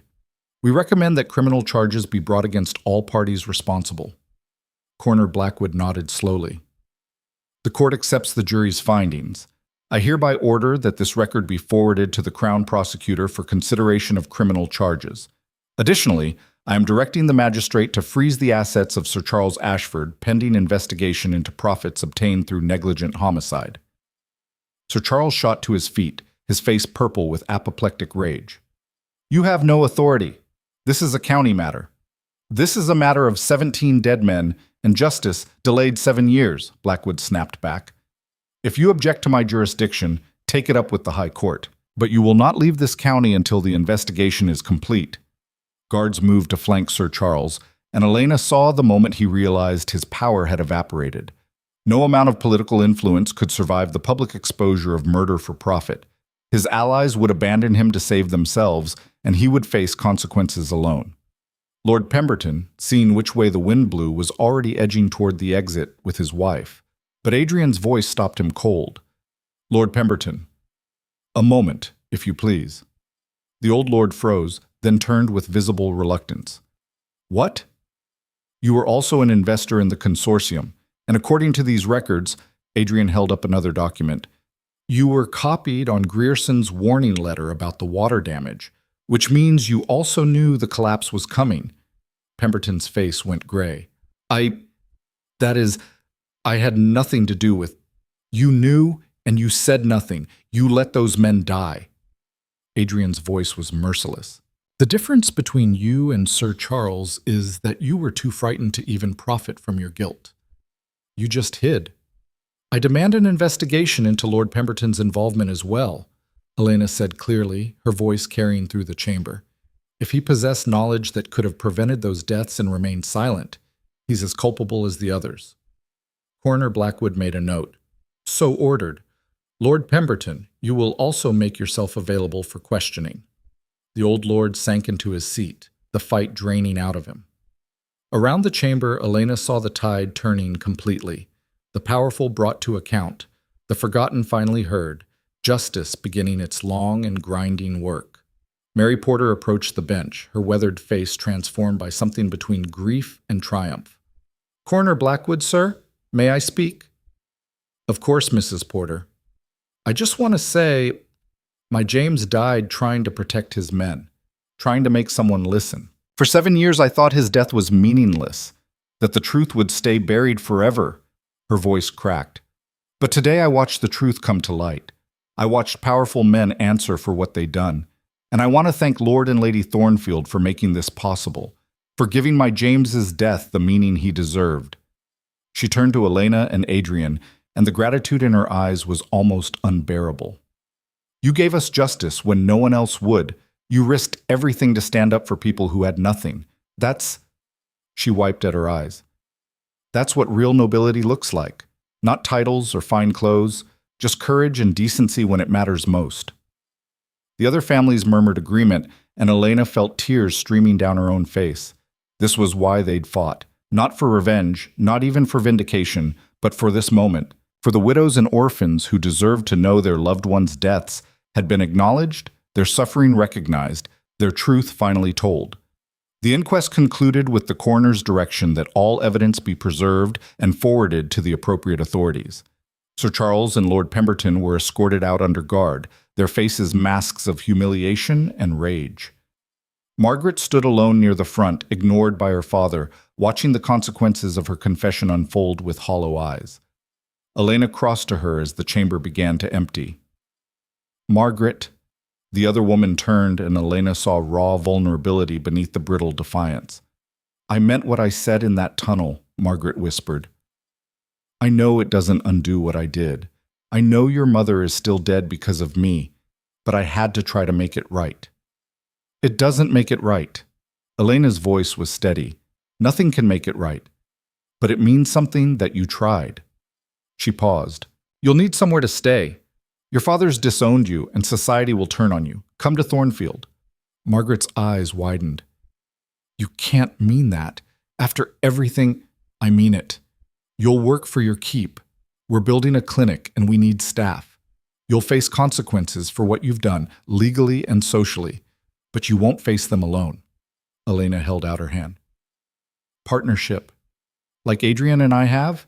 Not friendship, not yet, but maybe, eventually, something that looks like forgiveness. Margaret stared at the offered hand for a long moment, then took it with trembling fingers. I don't deserve this. Probably not. But my mother tried to stand up for what was right and died for it. You stood up for what was right knowing it would destroy you, and you did it anyway. That counts for something. Elena's grip tightened. Besides, we're going to need all the help we can get. Building a clinic, changing the laws, making sure this never happens again. That's a fight that needs fighters, even broken ones. Adrian joined them, and for a moment the three of them stood together in the emptying courthouse. Three people who'd been shaped by tragedy and corruption, who'd found the courage to fight back, who'd discovered that sometimes the only way to survive darkness was to drag it into the light. What happens now? Margaret asked. Now we build, Adrian said simply. The clinic, the training program, a future where workers have advocates and power can't murder with impunity. His smile was fierce. Now we change everything. Outside, the autumn sun broke through the clouds, casting golden light through the courthouse windows. Elena felt it warm on her face and thought of her mother, who died trying to achieve this very thing. Thought of James Porter and the 16 other miners who died because powerful men valued profit over human life. Justice had come. Not perfectly, not completely, but enough to matter. Enough to build on. Mary Porter's words echoed in her mind. That's what real nobility looks like. Not titles or wealth or fine bloodlines. Just courage when it mattered. Truth when it hurt. Standing up when everyone else sat down. Elena Hale, Lady Thornfield now, had been starving and ruined when this began. Now she stood in a courthouse where she'd just helped bring down some of the most powerful men in the county, with a partner who believed in her and a purpose that gave her life meaning. She'd survived.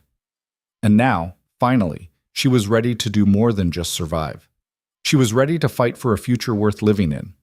The war wasn't over. There would be trials and appeals, social consequences and political backlash, a long, hard road ahead. But they'd won the first real battle. They'd proven that truth could overcome power, that ordinary people could challenge the system and win. And that was enough to start building on. That was enough to give them hope. Hope turned out to be harder work than Elena had imagined. The weeks following the inquest were a whirlwind of legal proceedings, social fallout, and the grinding machinery of justice finally lurching into motion. Sir Charles Ashford was formally charged with negligent homicide and fraud. Lord Pemberton, faced with overwhelming evidence of his complicity, suffered a stroke 2 days after the inquest, and died without regaining consciousness. His widow quietly settled compensation with the miners' families and retreated to her country estate, never to appear in society again. Margaret Ashford was charged as an accessory to fraud and involuntary manslaughter in the death of Elena's mother. The trial was brief and brutal, her own testimony sealing her fate. The judge, swayed by her cooperation and genuine remorse, sentenced her to 5 years of supervised labor rather than prison. She would work at the planned medical clinic under Elena's oversight, her movements restricted and her wages garnished to provide restitution to the families she'd helped harm.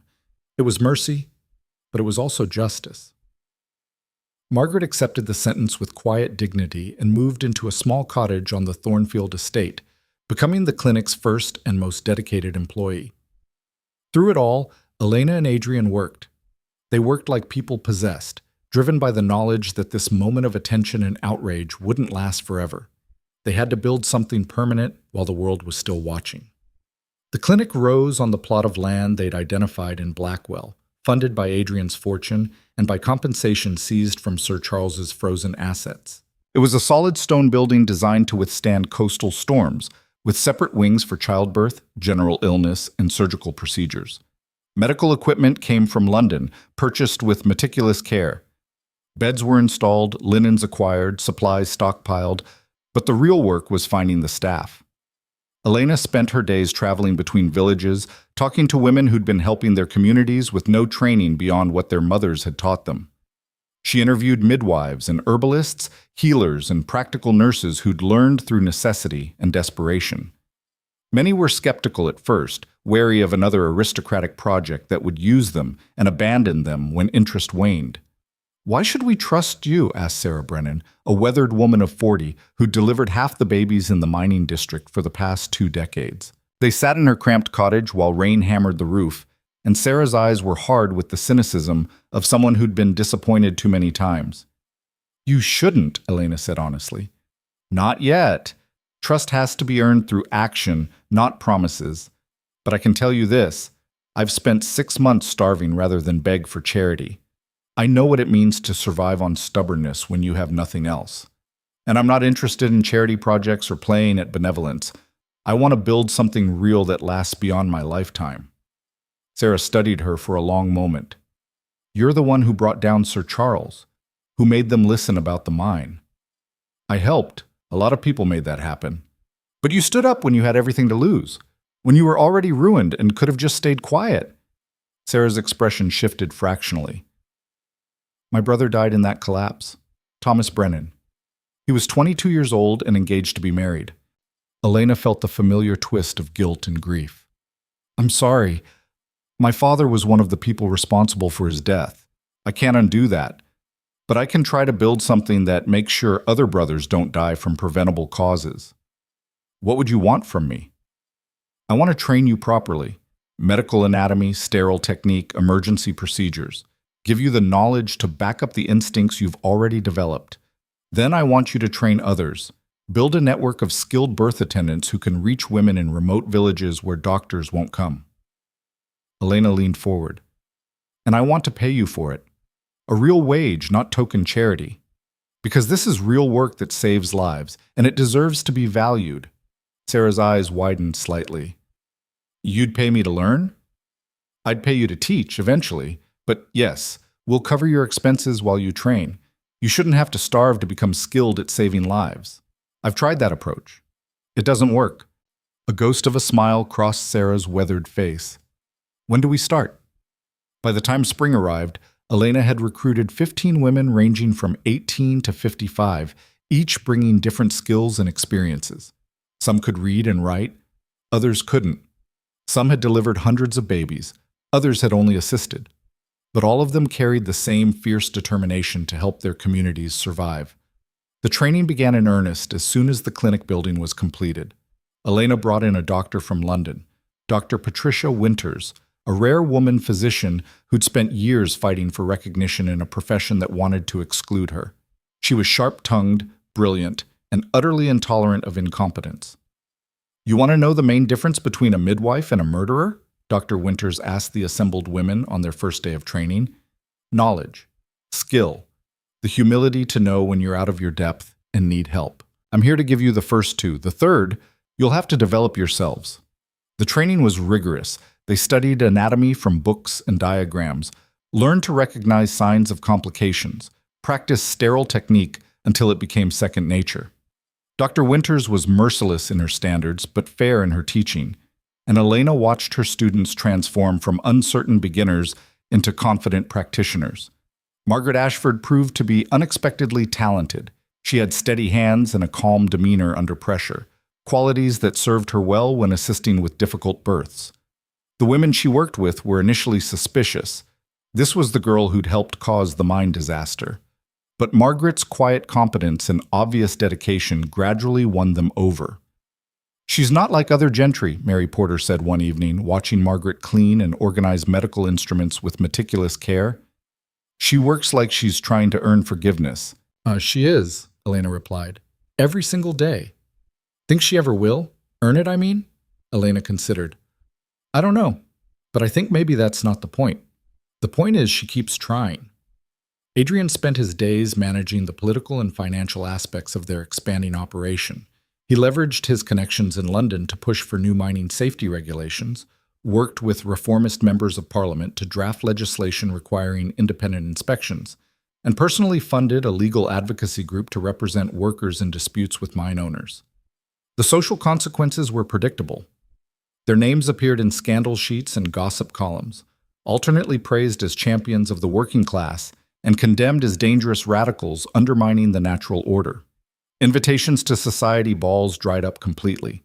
Old friends from the aristocracy cut them in the street. Elena found she didn't care. The opinion of people who valued propriety over justice had lost its power to wound her. But there were moments, quiet moments late at night when the work was done, when the weight of everything they'd uncovered threatened to crush her. Her father's deliberate negligence, her mother's murder, the 17 men who died because powerful people valued money over human life. On those nights, Adrian would find her in the library or on the cliffs overlooking the sea, and he wouldn't try to comfort her with platitudes. He'd just sit beside her in silence, a steady presence that said, "I know, I understand, and I'm here." Their partnership had evolved into something deeper over the months. Not love exactly, at least not the romantic ideal sold in novels, but something perhaps more enduring. They trusted each other completely, relied on each other's strengths, covered each other's weaknesses, fought side by side for something bigger than themselves. One evening, 6 months after the inquest, they sat on the cliffs watching the sun set in brilliant streaks of orange and crimson. The clinic was fully operational now, serving not just Blackwell, but surrounding villages. 3 babies had been successfully delivered in the past week alone, and Sarah Brennan was preparing to lead her first training session for a new group of students. "We did it," Elena said softly. "We actually built something real." "You built it," Adrian corrected. "I just provided funding and political cover. The vision, the work, the dedication, that was all you." "No, it was us. Together." She looked at him, this scarred warrior who'd chosen healing over violence, partnership over solitude. "I couldn't have done this alone. Wouldn't have survived to try." Adrian was quiet for a moment, his gray eyes fixed on the distant horizon. "Do you ever regret it? Agreeing to that absurd proposal in the ballroom aftermath? Everything that's happened since?" Elena thought about the question seriously. She'd lost the last remnants of her social standing, discovered terrible truths about her parents, lived through threats and violence and public scandal, but she'd also found purpose, built something meaningful, helped change laws that would protect countless workers in the future. "No," she said finally. "Not even the hard parts. Because the alternative was slowly starving in a cold house while pretending everything was fine. This," she gestured at the clinic visible in the distance, lights glowing warm against the gathering dusk. "This is real. This matters. That's worth any cost." "Even the truth about your mother?" The question struck deep, but Elena didn't flinch from it. "Especially that, because now she's not a woman who died of pneumonia and was forgotten. She's someone who tried to fight corruption and was murdered for it. Her death means something, and maybe in some small way the work we're doing honors what she tried to achieve." Adrian reached over and took her hand, his calloused palm warm against hers. For what it's worth, I think she'd be extraordinarily proud of you." Tears pricked at Elena's eyes, but they were the clean kind, grief mixed with gratitude and hard-won peace. They sat there as darkness fell and stars began to emerge. Two people who'd found each other in the wreckage and built something new from the ruins. The first anniversary of the clinic's opening arrived with unexpected fanfare. The miners' families organized a celebration in Blackwell, and Elena was shocked by the turnout. Hundreds of people filled the village square, not just locals, but workers from surrounding districts, reformers from London, even a few sympathetic journalists who'd been covering the ongoing trials and legislative reforms. Mary Porter stood on a makeshift stage and addressed the crowd, her voice strong and carrying. "A year ago, we got justice for our men who died. That was important, vital even. But today we celebrate something more. We celebrate life." She gestured toward the clinic building. 17 families have welcomed healthy babies this year because skilled attendants were available when complications arose. Twice that many women survived illnesses that would have killed them without treatment, and dozens more have learned skills that'll let them help their own communities for decades to come. The crowd erupted in cheers. Mary waited for quiet, then continued. "This didn't happen because some rich folks decided to be charitable. It happened because Lady Thornfield refused to accept that poor women should just die for lack of care, because she fought for us when fighting meant risking everything." Her eyes found Elena in the crowd. "We don't forget that. Won't ever forget it." More cheers, louder now. Elena felt her face flush with embarrassment and gratitude. Adrian squeezed her hand supportively.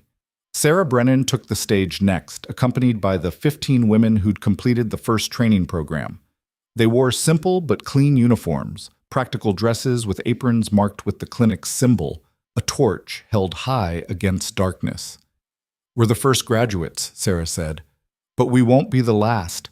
Starting next month, we're training 30 more women, and the year after that, we'll train 50. We're building a network that'll reach every mining village, every coastal town, every place where women need help and have nowhere to turn." Her smile was fierce with pride. "We're making sure our daughters and granddaughters don't die the way our mothers and sisters did. That's the legacy we're building." The celebration continued with food and music, simple pleasures that felt profound in their ordinariness. Elena moved through the crowd, accepting thanks and congratulations, watching children play and families laugh together. She found Margaret sitting alone near the edge of the square, watching the festivities with a complicated expression. "You should be celebrating too," Elena said, settling beside her. "You've delivered 9 healthy babies this year, saved at least 2 women from childbed fever. That's real work that matters." "Doesn't erase what I did," Margaret said quietly. "Doesn't bring your mother back." "No, it doesn't." Elena was silent for a moment. "But it gives those 9 babies a chance to grow up. Gives those 2 women a future. That's not nothing, Margaret." "Is it enough?" "I don't know. Maybe there's no such thing as enough when you're trying to atone for taking a life." Elena's voice softened. "But I think maybe the question isn't whether it's enough.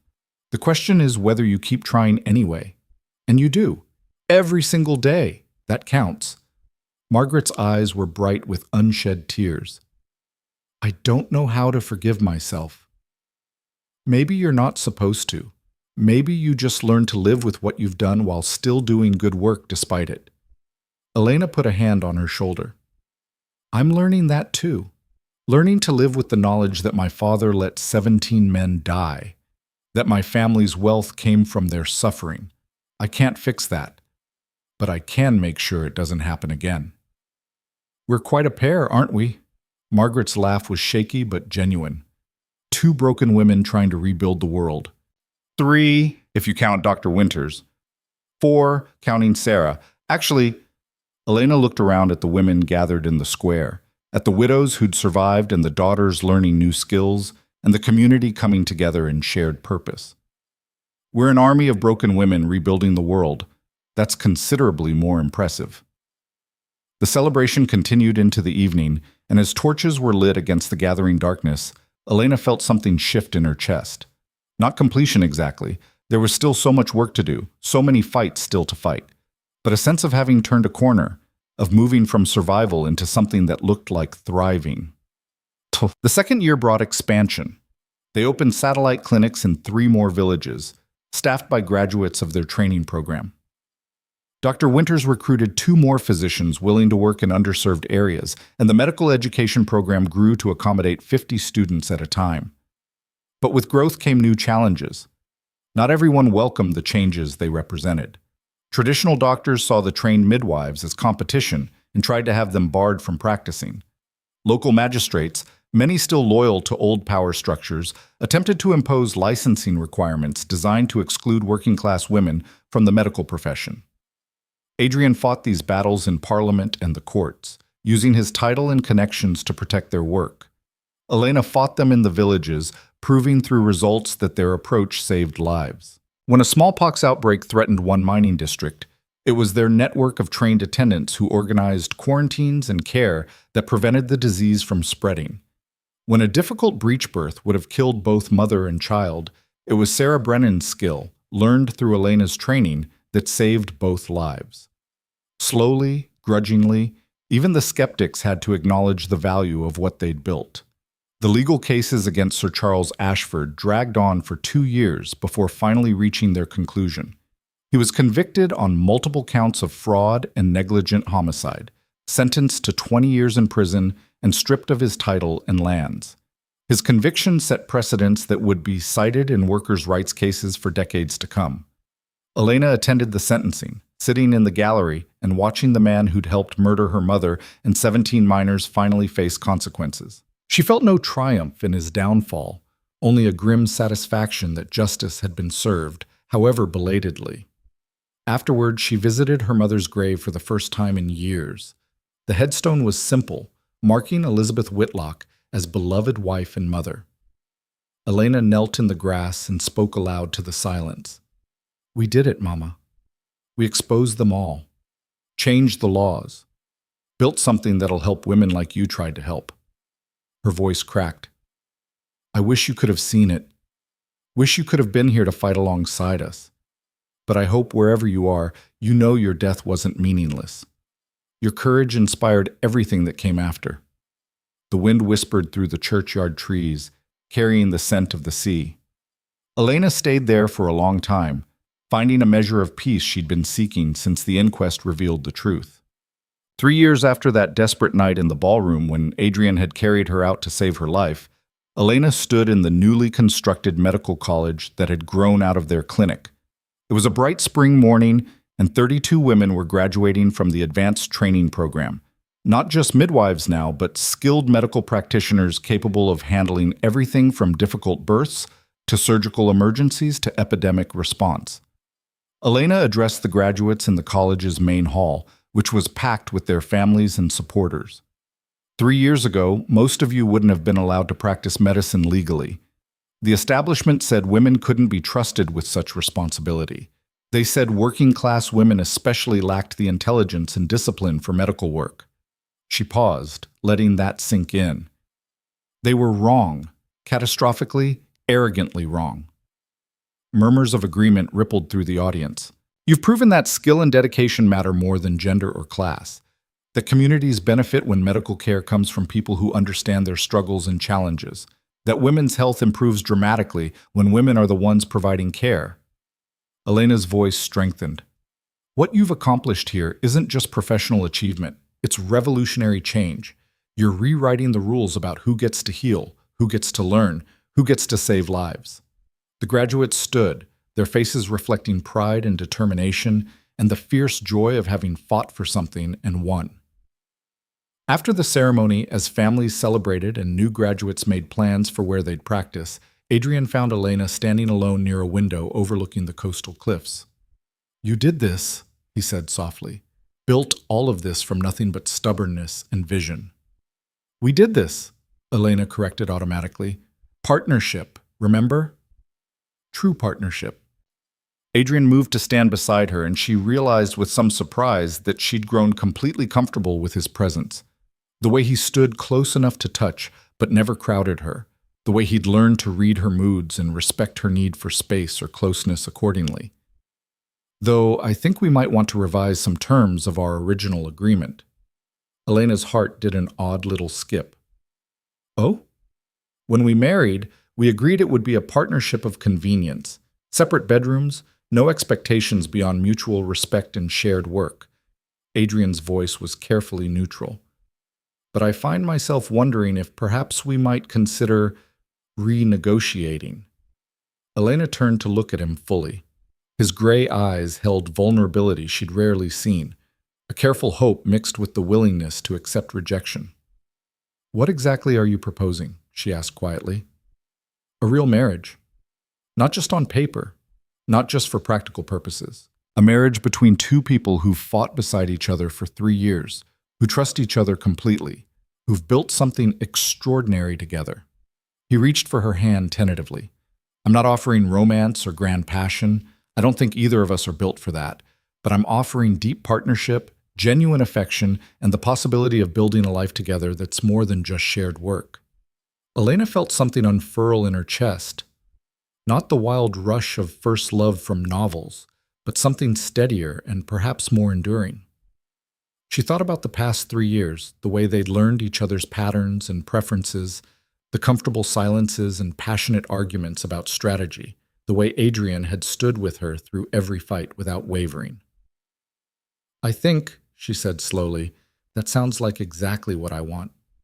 Adrian's smile transformed his scarred face into something almost beautiful. "Yeah?" "Yeah." Elena squeezed his hand, "Though I should warn you, I'm planning to expand the medical college into a full training hospital. And I want to start a legal advocacy program for workers injured on the job. And Sarah's proposed a research initiative into preventing childbed fever, so our partnership is going to remain very, very busy." "I wouldn't have it any other way." Adrian pulled her closer, and she let herself lean into his solid strength. "You're going to change the world, Elena Hale. And I intend to be right beside you while you do it." They stood together at the window, watching the graduates and their families celebrate below, the coastal wind carrying the sound of laughter and hope. 3 years ago, Elena had been starving in a cold mansion, clinging to pride because she had nothing else. Now she stood in a building she'd created, surrounded by the evidence of meaningful work, with a partner who valued her vision and supported her completely. The transformation was nothing short of miraculous.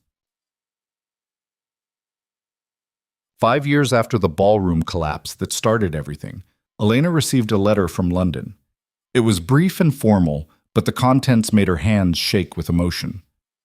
"Lady Thornfield, it is our privilege to inform you that Her Majesty's government has recognized your extraordinary contributions to medical education and workers' welfare. You are hereby appointed to the newly formed Royal Commission on Public Health, where your expertise will inform national policy regarding medical access for underserved populations. Your work in establishing the Coastal Medical College and advocating for workers' rights has set standards the entire nation would do well to emulate. Congratulations on this well-deserved recognition." Elena read the letter 3 times before showing it to Adrian, who swept her into a fierce embrace and announced to the entire household that his wife had just been appointed to advise the Crown on public health policy. Mrs. Thornberry brought champagne. The staff cheered. Margaret appeared with tears streaming down her face, saying, "Your mother would be so proud, so incredibly proud." And Elena, looking around at the people who'd become her family, Adrian with his steady strength, Margaret earning her redemption day by day, the graduates of her program changing medicine throughout the country, the miners' families who'd trusted her with their hopes, felt the last pieces of old grief settle into something bearable. She'd been ruined, starving, powerless. Now she was shaping national policy. The journey from desperation to influence had been brutal, filled with violence and scandal and truths that still ached to acknowledge. But standing in Thornfield Manor, surrounded by evidence of real change, laws rewritten, lives saved, power structures challenged, Elena knew every painful step had been worth it. That night, she and Adrian walked the cliffs they'd walked so many times before. But this time, instead of discussing strategy or evidence or the next battle to fight, they simply enjoyed the moment. The wind off the sea, the stars emerging overhead, the lights of the medical college visible in the distance. "Do you remember the night we met?" Adrian asked. "When I carried you out of that ballroom? How could I forget? You were insufferably arrogant about it. I was terrified you were dying. Arrogance was my defense mechanism." He smiled at the memory. I looked at you and saw someone fighting so hard to survive, refusing to give up even when your body was shutting down. And I thought, that's someone worth fighting for. And I looked at you and thought, this dangerous stranger is either going to save me or destroy me, and I'm too exhausted to care which. Elena laughed softly. Turns out it was both. You destroyed the person I was, the desperate, starving girl clinging to pride and nothing else. And you helped me become someone stronger. We helped each other become stronger, Adrian corrected. I was destroying myself before I met you, using violence to run from the things I'd done, the man I'd become. You gave me a reason to build instead of burn. They walked in companionable silence for a while, and Elena thought about all the women who'd come through their training program, about the babies delivered safely, the mothers who survived complications, the communities transformed by access to skilled care, about laws changed and precedents set, and a future that looked fundamentally different because they'd refused to accept that the powerful were untouchable. 7 years ago, 17 men had died because investors valued profit over human life. Her family had been destroyed by the consequences. She'd nearly starved to death rather than beg for mercy. Now those 17 deaths had led to reforms that would protect thousands of workers. The families who'd suffered had seen justice and compensation, and the woman who'd collapsed from hunger in a ballroom had become a force for change that the crown itself recognized. We should have another child, Elena said suddenly. They had one daughter already, Catherine, named for Elena's mother, a fierce little girl of 2 who showed every sign of inheriting her parents' stubbornness. Adrian raised an eyebrow. Planning to expand the family along with the medical college. Why not? We're building a better world. Might as well populate it with people who'll continue the work. Elena smiled. Besides, Catherine needs a sister or brother to argue with. Builds character. Speaking from experience? Speaking from hope. Elena turned to face him fully. Hope that the world our children grow up in will be fairer and kinder than the one we inherited. Hope that the work we're doing now creates opportunities they'll take for granted. Hope that someday a woman's ability to practice medicine or advocate for justice won't be revolutionary. It'll just be normal. Adrian pulled her close, and she felt his heartbeat steady against her cheek. Then let's keep building that world. Together.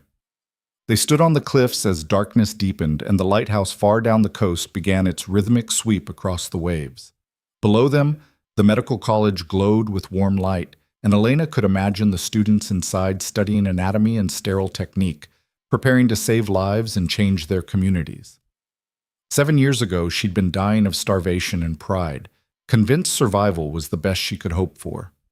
Tonight, she stood on the edge of the world she'd helped reshape, with a partner who valued her, work that mattered, and a future bright with possibility. The hunger was gone. The cold was gone. The desperation and loneliness and grinding poverty, all gone, transformed into purpose and partnership and the fierce satisfaction of meaningful work. She'd survived. And in surviving, she'd learned to fight. And in fighting, she'd changed everything. The coastal wind carried the scent of salt and possibility, and Elena breathed it in deeply, feeling stronger than she'd ever imagined possible. This was what victory looked like. Not a single triumphant moment, but a life rebuilt from ruin into something worth fighting for. Not revenge, but justice. Not charity, but genuine change. And as she walked back to Thornfield Manor hand in hand with the man who'd started as a stranger and become her partner in everything that mattered, Elena Hale felt a profound and simple truth settle into her bones. Sometimes the moment that nearly destroys you becomes the moment that makes you. The night she'd collapsed from hunger had led to everything. The investigation, the clinic, the reforms, the life she'd built from nothing. She'd been starving. Now she was free. And in that freedom, she'd found something far more nourishing than food or comfort or social acceptance. She'd found purpose. And that, Elena thought as Thornfield's lights welcomed them home, was worth every cost.